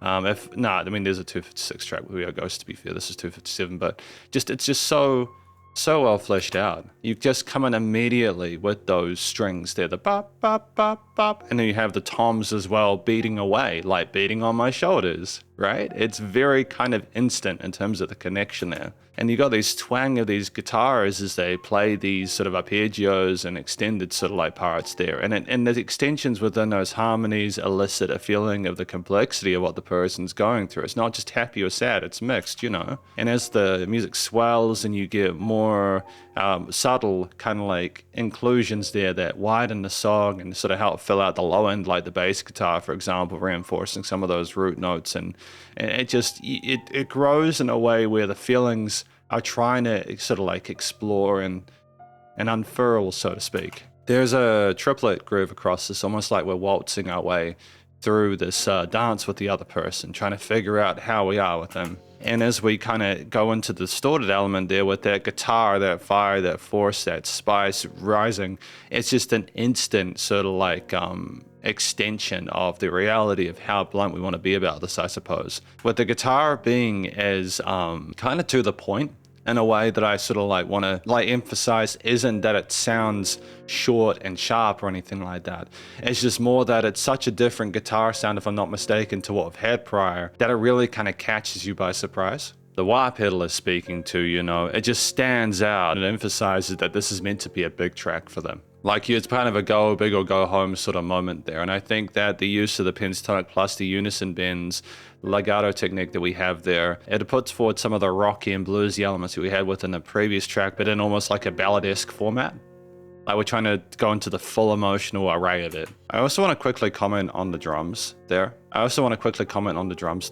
I love that even though we have a triplet note groove there, we're not just playing dun dun dun dun dun dun, just straight triplets the entire time with the rides, kicks, and snares. We've got a whole bunch of in between 16th syncopated elements there that just add a sense of complexity to it. But with the dynamics of it, some of the quieter kicks and stuff like that, it does sort of like add, it just fills up the track in a way which is quite satisfying there. It's some interesting things to look out for, but they're not in your face. I think just as a closing comment on the guitar part though, getting back to that, because I don't really feel like I explained it that well, it's just more that the guitar's tone is distinctive. It's something new within the album. And I think the bluesiness of some of those notes and the way they're phrasing things is kind of like another way of discussing the feelings that the person themselves is having on the microphone. It's just another way of sort of explaining that. And it continues with the singer as we go into the outro of the piece there. I just feel like that's a great unison there, these different ideas coming together. With the strings adding this sense of sadness. I mean, I know that's such a, well, of course, the strings usually, they can sound sad, but it's more that there's just a unique sort of weight that they carry through the way they hang in the mix there as a contrast in terms of the rhythm and cadence of them to some of the other more percussive or shorter notes that the guitars and other elements play. Like, I think that's why they're like the thing carrying over the last part of the end there before things kind of bluntly sort of end is that you're kind of left sitting there processing that and just kind of coming to terms with how the song was meant to make you feel after listening to this story. So thematically, minor leaning. I don't think that this was going to be a positive, happy experience, and I don't think that would have been like believable. I suppose if you made this in a major key there, it just would have seemed a bit disingenuous and strange. At the same time, again, those extensions with some of the guitar parts we had, as well as the bluesy, the scale, you know, use of the blues scale in the solo section, they are just slightly different personalities that are included to elicit certain responses, with again the dazzling distortion of that lead guitar there, with the kind of the brutal, almost kind of ugly sound of the rhythm parts, the distorted guitars there, showing a force, a brunt, a kind of a fury, something underneath. I think these are just a variety of different emotions that we're trying to show musically as we calmly sort of explain ourselves to infer what could come, if that makes sense, or what we're feeling under the surface. I think that's the best way to look at it. So I think it's more about the textures and what they communicate. The studio recording, mixing, and mastering is really well handled as well, I think. It's a nice tight mix, and I think, again, if we look at it from the perspective of the different feelings and how they communicate things to us via the instruments and their tones as well as the words sung by the singer, you really do just kind of have a claustrophobic mix at some points with how loud things get. That is like the experience within the person's head. So that communicates that well. There is dynamic range. Things are a lot quieter in the earlier parts as well as the end of it with the bell curve coming down like that, which I appreciate. And so you do have that kind of rise and fall there that allows for that lack of dynamic range in the middle part there, because it makes sense within the composition. Vocals aren't overproduced, they're well presented. I like how quieter vocals are well presented in the mix. I like how quiet they are in the earlier stages of the piece. They're a bit more sort of tender and gentle, and I like how they are present even when things build up in the middle parts and near the end. Don't Fade Away, track number 9.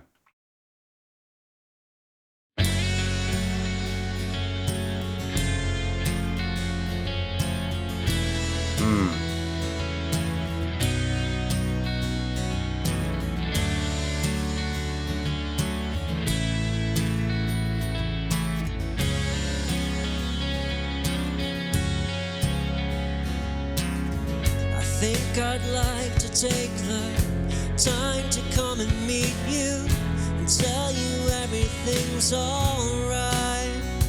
Are you dreaming for the now?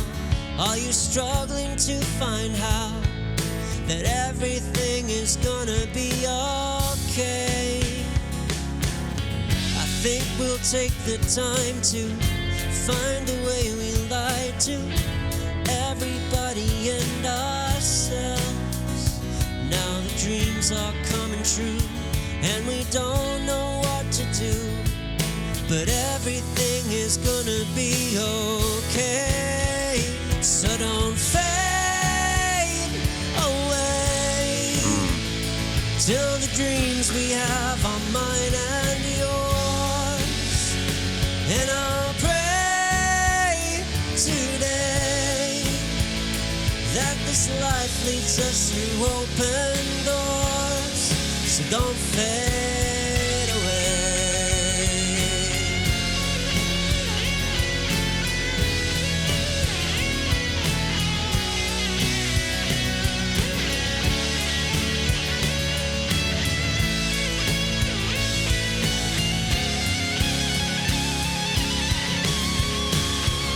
So don't fade away. Nice and short. Till the dreams we have are mine and yours. And I'll pray today that this life leads us through open doors. So don't fade away till the dreams we have are mine and yours. And I'll pray today that this life leads us through open doors. Don't fade away.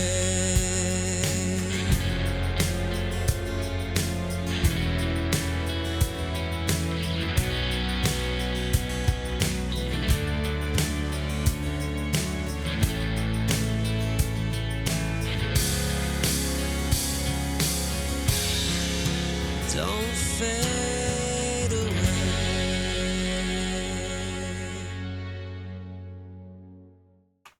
Nice. Honestly, fairly straightforward, easy to follow along with. Just another, really positive. Well, not literally positive, as in like they don't want the person to fade away. But what I mean is, it's just another excellent addition to the album, I think. So Don't Fade Away, I gave this one 8 out of 10. I thought across the board it was pretty good. I think the song itself is about someone. They talk about not wanting the person to fade away until their dreams collectively come true. So it's almost like it's saying, hey, I know that you're going through stuff. I know that I'm going through stuff. We just need to continue to keep working at this until you can see the full reality of what we dream of accomplishing here. Then maybe, like we talk about, we don't know what to do, but we know that everything's going to be okay. And it's like, it's similar to Hold Your Head Up High in the sense that, I know that things seem pretty terrible right now, where we're not sure about anything. But like, we just gotta kind of have hope for it, you know? Until the dreams we have are mine and yours. Okay, actually, no, that could be a different thing. Until the dreams we have are mine and yours. So that could actually be a different topic. It could almost be like, continue to be a part of my life until we both have the same dreams, until we like are together with a shared future, you know? Don't give up on us until we can find that future together, until we know what to do. I think that's kind of more what I'll stick with here, in terms of that. And that's interesting subject matter. And I think that's an interesting subject matter to discuss in a track, because when you're in a relationship with someone, especially if you don't have aligned values, or you kind of figure out that things aren't aligned a bit further into it, that can be a troubled sort of situation. That can be difficult. So I think there'll be people that can understand what we're trying to discuss here. I think it's another accessible story. The performance that we have here is conversational. It's a short track in the sense that I don't think it needed to be any longer than this at 3 minutes 05. But just the way that we sing, it's like, it's still kind of gentle, even though there's a grit in the vocal fry to it. That's just the gentle tonality of it.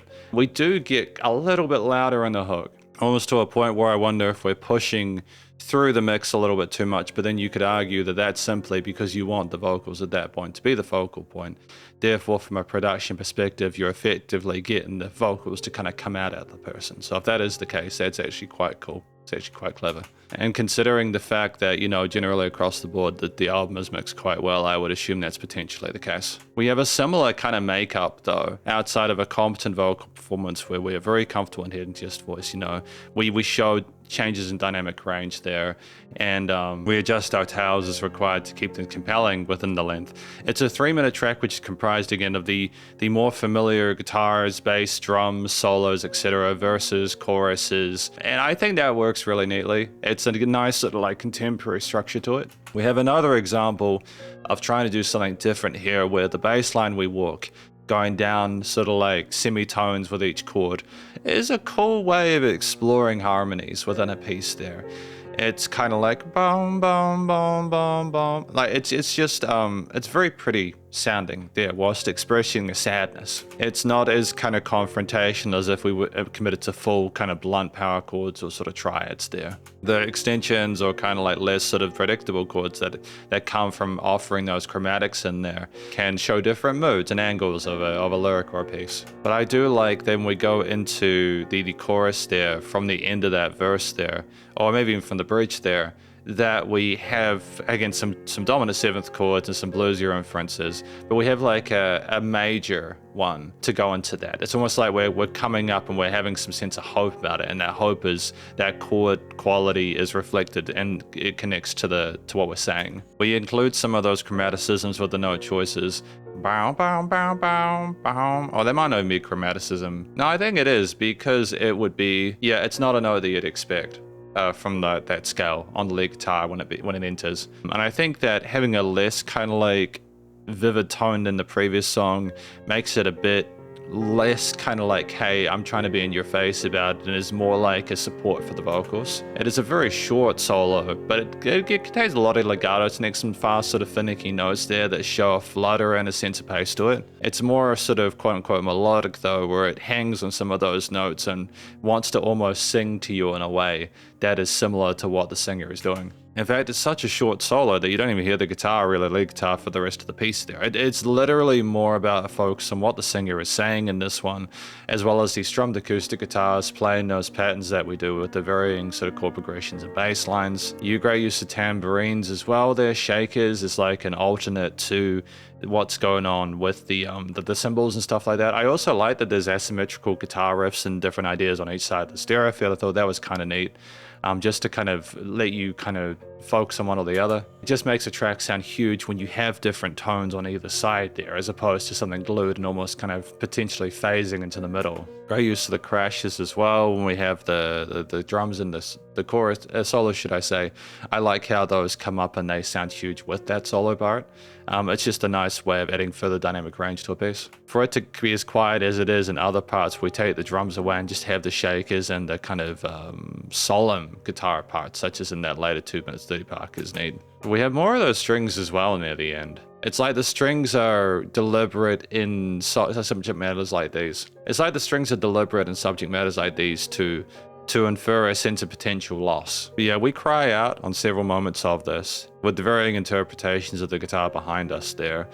It's almost like we're kind of gliding into it, like that desperation to have that person be with us. And as we go, and thematically the piece with the use of chromaticisms, with the gentle way we kind of go down into the depths and try to come out of it, is a song about, again, a fear of loss, but also trying to assuage the person that we are trying to connect with into to being a part of our life. It's showing or different angles there, or mirroring different angles. And I think there is a sense of maturity and sophistication to the way that things are presented in regards to, again, to those strings, those drums with the varying sort of quarters, 8/16ths, and other articulations there, slight fills, with the tambourine groove again being kind of welcome.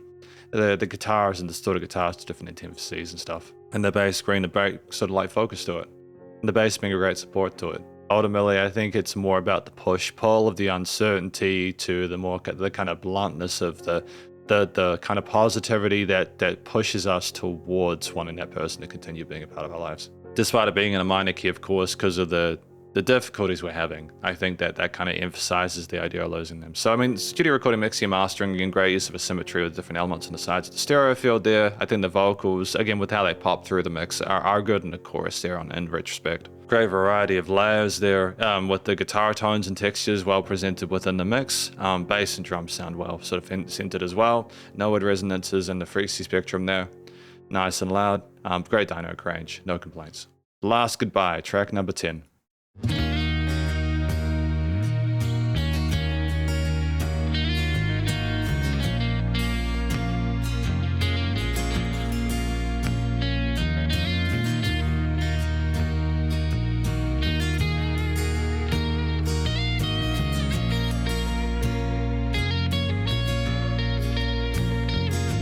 I can't believe it's you.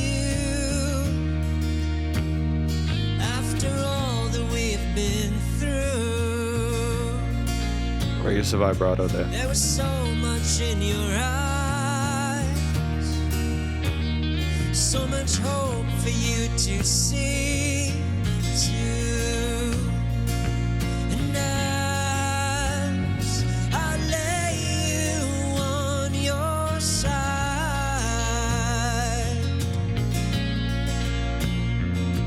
the words become so hard to find.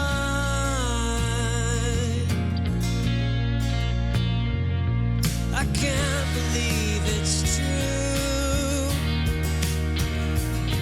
No more of seeing you. There was so much in your life, and I hope I never see you. And as I lay you on your side,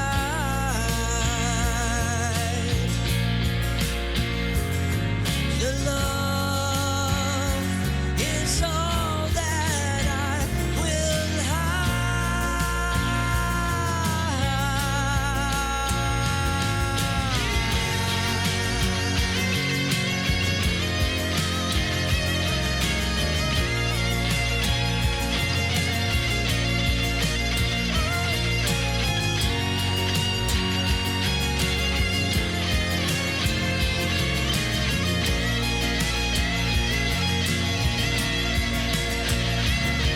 And as I lay you on your side,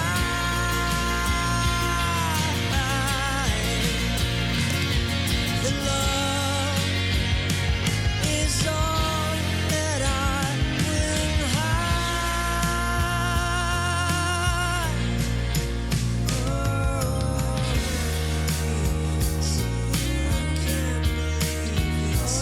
Interesting use of padding on the sides of the stereo field here for the vocals.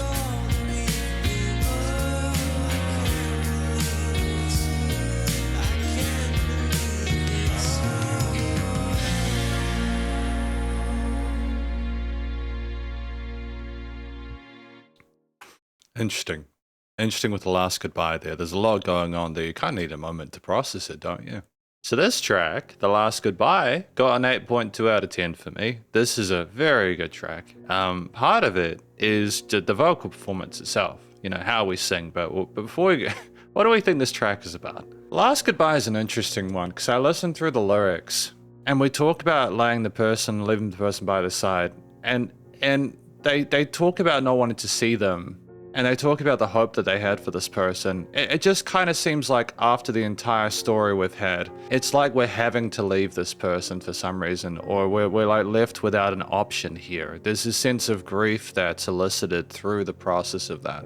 You really feel like the singer has explored all their options in regards to trying to make something happen with this person, and has just kind of gotten to the point of feeling sort of defeated by it. You know, the way they cry out, but that like belt before that guitar solo is tremendous. I like the way that we phrase it and the way that we hold those notes, and that's a vibrato there. There's just a clear attention to detail and intention behind it that makes it impactful in a way that doesn't sound forced, because it is rare throughout this album for that to occur. That was their moment, and I think they did very, very well with it. And there was also another part where the vocals go from side to side like that, and you're kind of listening to the thoughts going backwards and forwards, the push and pull of it there. It's just very creative.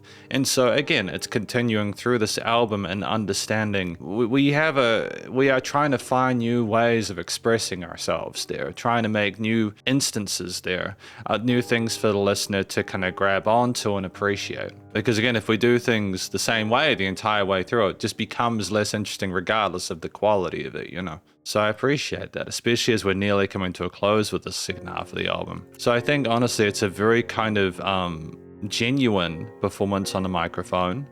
We hold our notes cleanly, great use of vibrato. There's again that tenderness of the note, such as I think in beating on my shoulders, if I'm not mistaken there.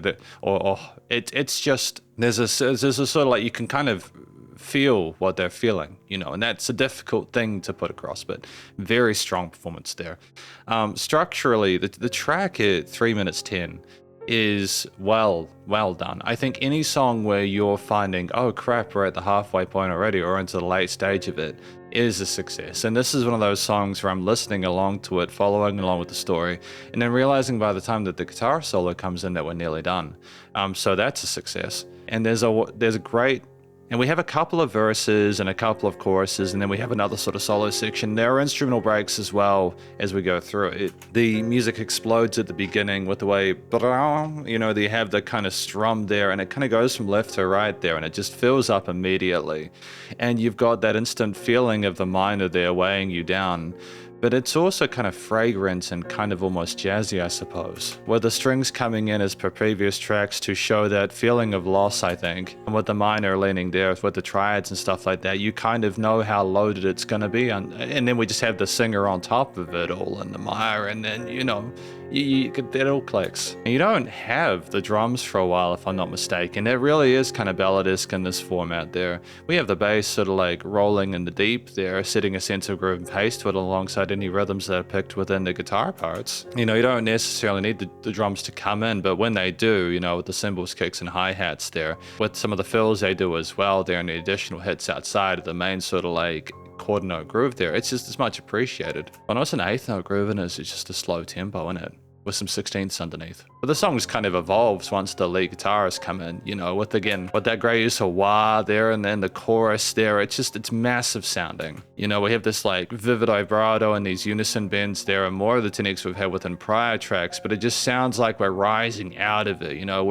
it's like another way of representing what the singer is feeling. And they kind of flow together for a bit before we have the vocals coming on either side, and we have that outro part. And we have another finish with the strings and the bass there. It's just nice to have a similarity structurally in terms of some of the previous tracks we've had, but to add something different or new from the vocals to let us know, hey, we've still got more in our bag of tracks, ways we can represent things.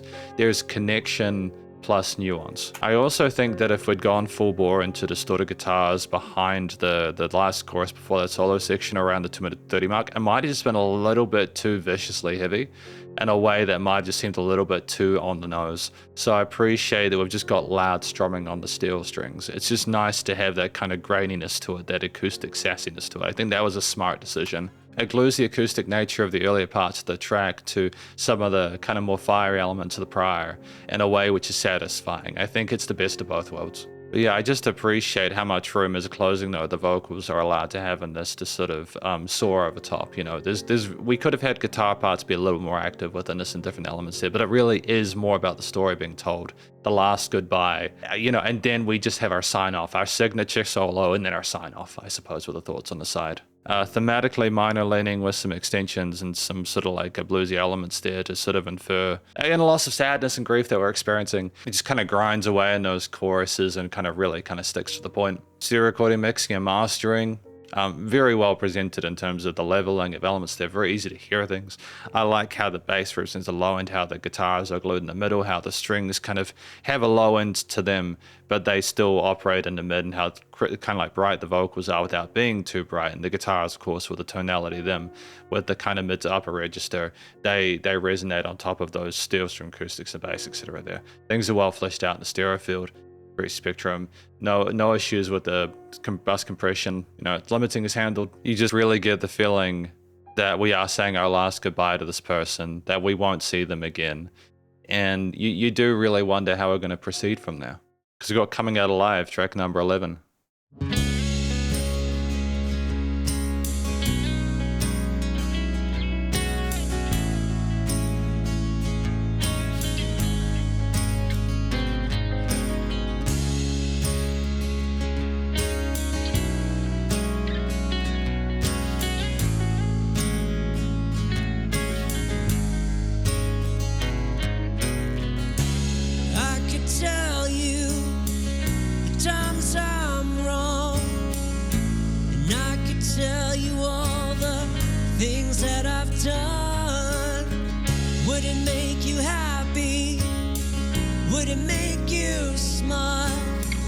Would it make you sit around and think for a while? And I hope that you're waiting for me.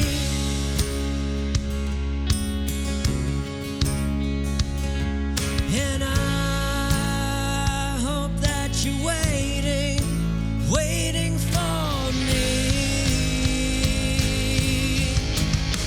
'Cause I'm coming out.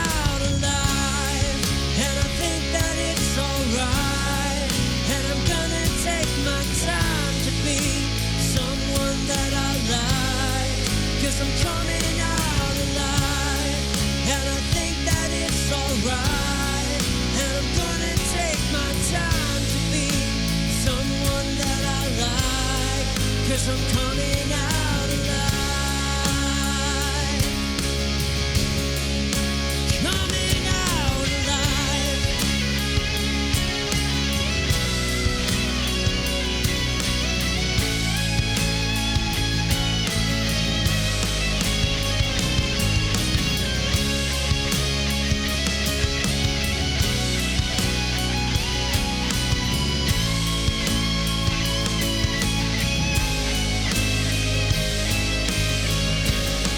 'Cause I'm coming out alive, and I think that it's alright. And I'm gonna take my time to be someone that I like, 'cause I'm coming out alive, and I think that it's alright. And I'm gonna take my time to be someone that I like, 'cause I'm coming out. Interesting. I kind of understand why this is the last track. Coming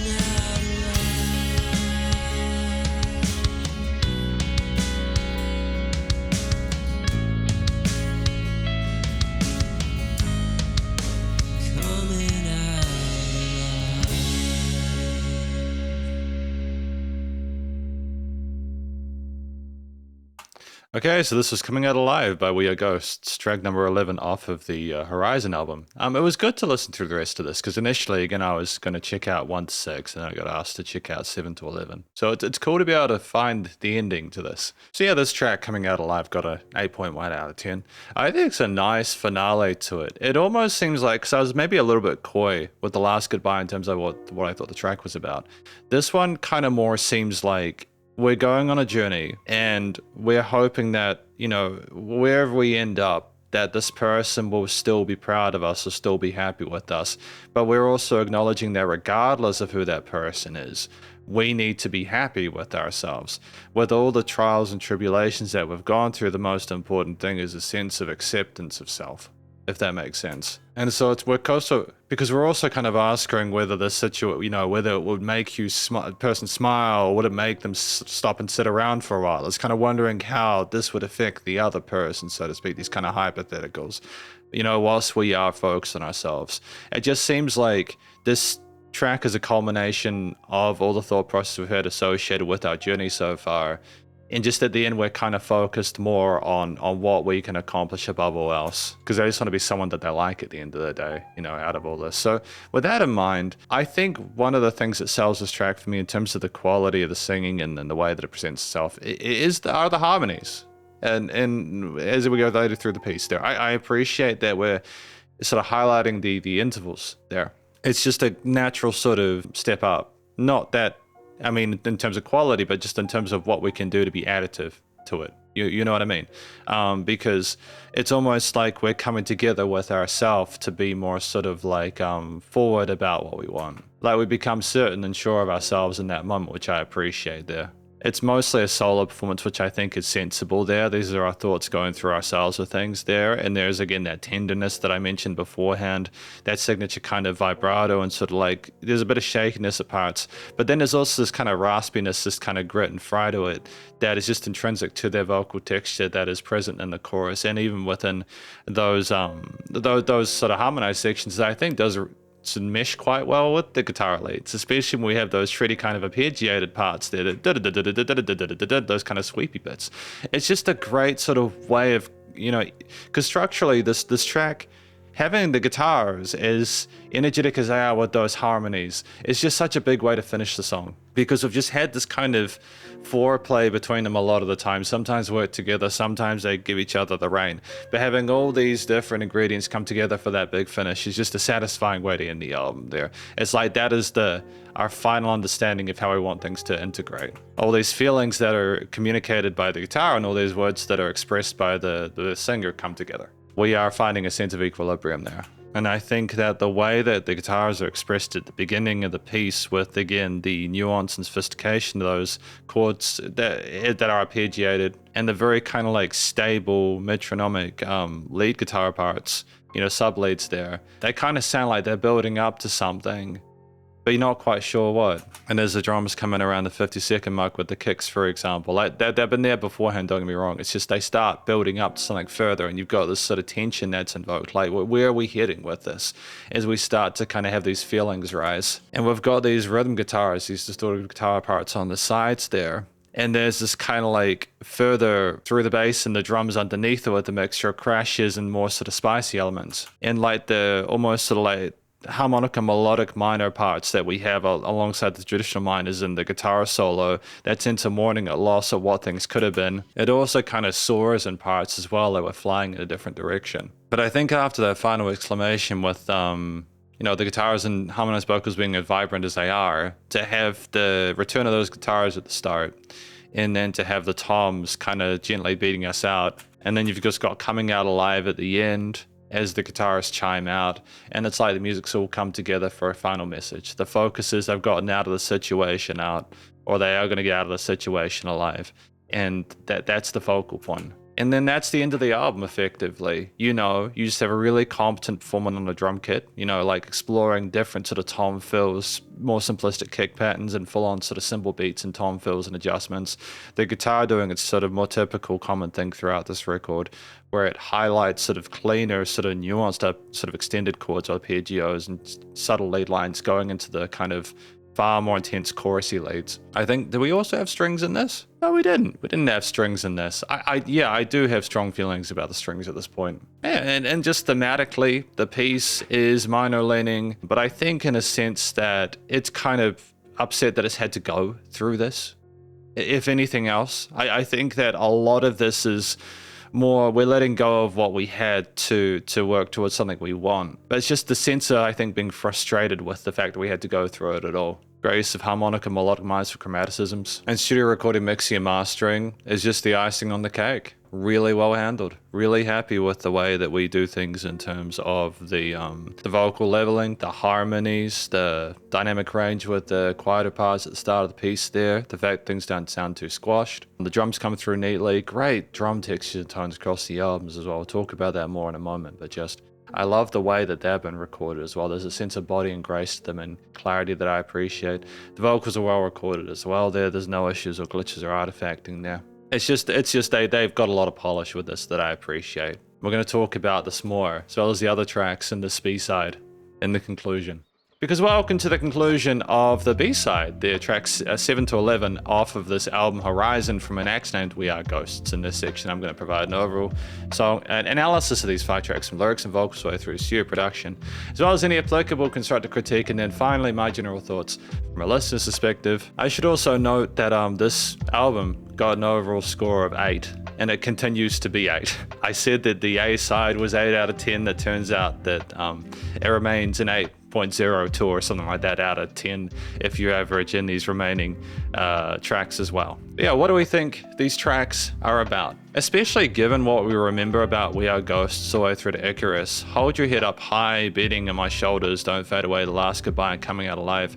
It just seems to me more that we've tried to either get ourselves or another person through some difficulties that we've been having. We want to know that this person will be with us regardless of what we're going through. We want them to sort of stay with us until we can find a future together. And at some point, I just think we kind of needed to let go of this person, or whoever this was that we're trying to form a connection with. And our main focus from then on was trying to find a way to get through it and sort of like, you know, stay alive, come out of it alive, find a way to like ourselves, you know, to become happier with ourselves. And I think that that's just really sensible songwriting in a sense there. It's in a way that it's a clear story that's easy to follow along to. There are multiple ways to interpret it, whether it is about another person or whether this is a conversation we're having with ourselves.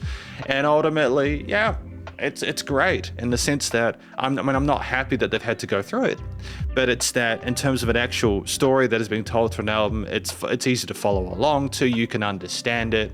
The use of the lyrics and the words we use are relatively straightforward and accessible. You know, like if you look at the titles themselves, they typically match lyrically what's going on within each of them. But there's enough nuance or hints there if you kind of delve a little deeper and kind of sit with them for a while. You know, like with Coming Out Alive, for example, would you smile or would you sit down for a moment and like kind of think about it? It's like, oh, hang on, wait, is there more to this than meets the eye? So whether you're a passive or an active listener, you're rewarded. In terms of the vocal performance itself, it's really I'm really quite satisfied with it. We have a singer across, track 7 to 11 and across the album as a whole who is just very, very comfortable. Very comfortable on the microphone, when their head and chest voice, their vocal range. We kind of stick within that moment. We have some harmonies. Sometimes the vocals go from side to side. Some moments are very sort of tender where we kind of like lead into the notes in a more sort of like balladesque kind of way there. We're a bit more sort of dramatic in a way that's not like pushed or anything like that, but we're just trying to invoke these different feelings and thoughts in a way which suits in terms of like the mood or the instruments that are present.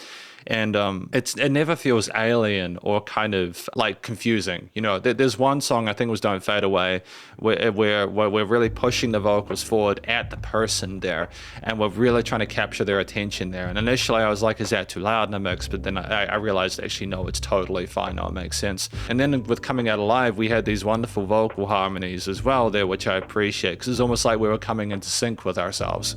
Like these different voices that we had alongside the guitar in the background were all all kind of coming together in agreement about the direction we needed to take after everything we've been through. And yeah, we have a fundamental understanding music theory and composition. We navigated some of the complex harmonies and the guitars and really neatly, and there was never a moment where I was confused about what we're trying to accomplish here. It's very well communicated and great dynamic range performance as well.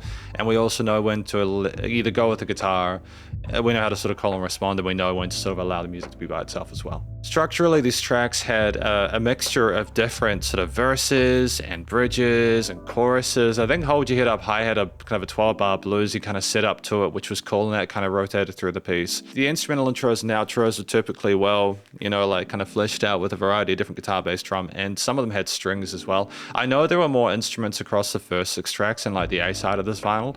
This B side was mostly strings, guitar, bass, and drums, and I don't think it needed more than that. I'm thankful for what we had in the earlier half. It's just with these songs in particular, I think the more minimalist approach in terms of the layering was totally fine. So like if I speak about these parts individually with the understanding that structurally the parts flow through very neatly between each other.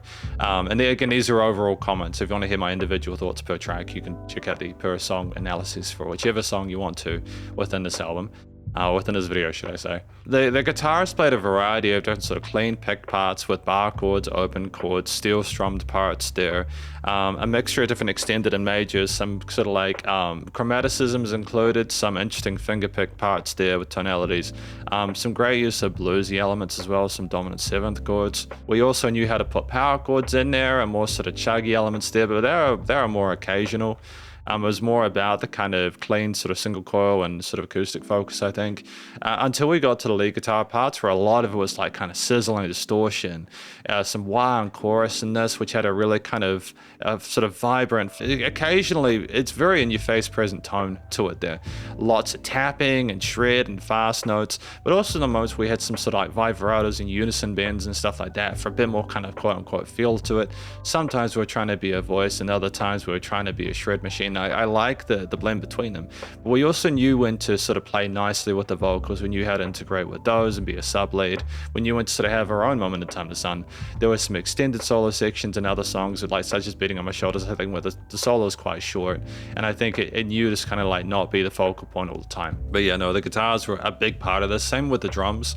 There are occasionally tambourines, which I kind of appreciate, as well as other sort of old percussions, but a lot of it came down to the hi-hat cymbal hits, as well as some rides, some crashes in the louder parts of the piece. Our kick and snares were fundamental. We had quarters, eighths, triplets, and 16th experience there. We had like a triplet flow, I think, to Beating on My Shoulders or Don't Fade Away, which was nice, kind of a waltzes kind of movement. Good to have a variety of different on-beat and syncopated hits with the sort of snare and sort of tom fills there. It was never about the drums being super fast. It was just more about adding little in-betweens and ghost notes and other parts and sort of like about the groove, I suppose, so to speak there.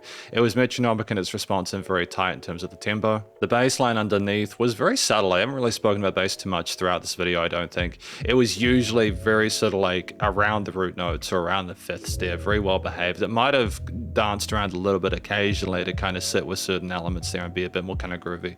But ultimately is, again, very much a support element. The strings, I mean, I think to be fair, there were a couple of songs where the bass kind of navigated the modes a little bit when it had room to do so. And some of the tracks where like they didn't have drums at the start, it was mostly kind of like different guitar takes, which I appreciate. I thought it was nice for the bass to be a bit more active there. The strings were typically shorter notes or kind of held parts, and they had a sense of weight to them that implied, I think, a sense of grief or loss. They didn't really sort of focus too much on these sort of like major components with the strings. It was more about the kind of like the downtrodden feeling that we're experiencing. I think that might have been part of why in songs where we didn't sort of feel a sense of explicit loss or something like that, we didn't have strings, but I could be wrong about that. I'm very sort of careful about that. It's just more, I think there was a deliberate kind of mood it was trying to accentuate when they were included. Thematically, you know, mostly minor, some bluesy elements there for a bit of chromaticism there, and stylistically as well, like suits the lyrics quite well. Some harmonic and melodic minors, some moments where we just had pure chromaticisms for the sake of the kind of smoothness of the downturn, before it kind of rose up with some majors and minors. It was simply, I think, to add variety compositionally, harmonically to pieces when they were chromatic. So we understood the fundamentals of having those major and minor chords come together. And we knew how to support the vocals as well. We didn't want to overcomplicate that to kind of make the messaging a bit sort of skewed or sort of strange. It was more about sort of like being a foundation and aesthetic for the singer to to be a part of, with any sort of like extensions on nuance, letting you know there's more than meets the eye. Studio recording, mixing, and mastering was tight as well. I just like the fact that a lot of these songs had multiple chord progressions and bass lines, and they wouldn't just sit there on the same kind of thing, looping it over and over, which I know should not be a given, which I know should be a given, but it just isn't. Where sometimes you will have people that just kind of, they just will repeat parts over and over and over and over again when it doesn't make sense, and it just becomes disinteresting. And it's a shame when it occurs. Studio recording, mixing, and mastering, though, really solid across the board. Really happy with the way the vocals are presented, with they're EQ'd and filtered and not overproduced there. Whether they're on the sides or the center or harmonized there, they fit neatly within a free spectrum and stereo field. Same with the guitars, bass, drums, and strings there. They mesh nicely. Things bass in the low end, sort of strings and guitars in the mid, lead guitar in the higher elements there, mid upper. The drums with the various sort of cymbal kicks, snares, toms, etc. were nicely processed as well. They weren't over compressed. They had a sense of dynamic range to them, which I enjoy. Same with the guitars as well. Nice sort of double tracked on the side. Lead guitars with their effects chains, separate different textures and different tracks there, which made them more distinct. Bass line underneath, not too kind of bugged out. It's just great, honestly, really well produced. To me, it very well handled there. And I think there were occasional tracks in the earlier half of this album where I was like, did we make the right decision here? I think there was one track in this where the vocals sound like popped out a bit more, but then I could find the context for it, so it was okay. Nice and loud bass compression, limiting is handled. And ultimately, yeah, really happy with it. Really happy with this for this B-side as a whole. No applicable constructive critique with this one, with these 5 tracks, on the B-side, 7 through 11. I just want to sort of provide my overall thoughts from a generalist perspective on the entire album as a whole, just because I feel like it applies to both. I'm glad that I had listened through this entire album.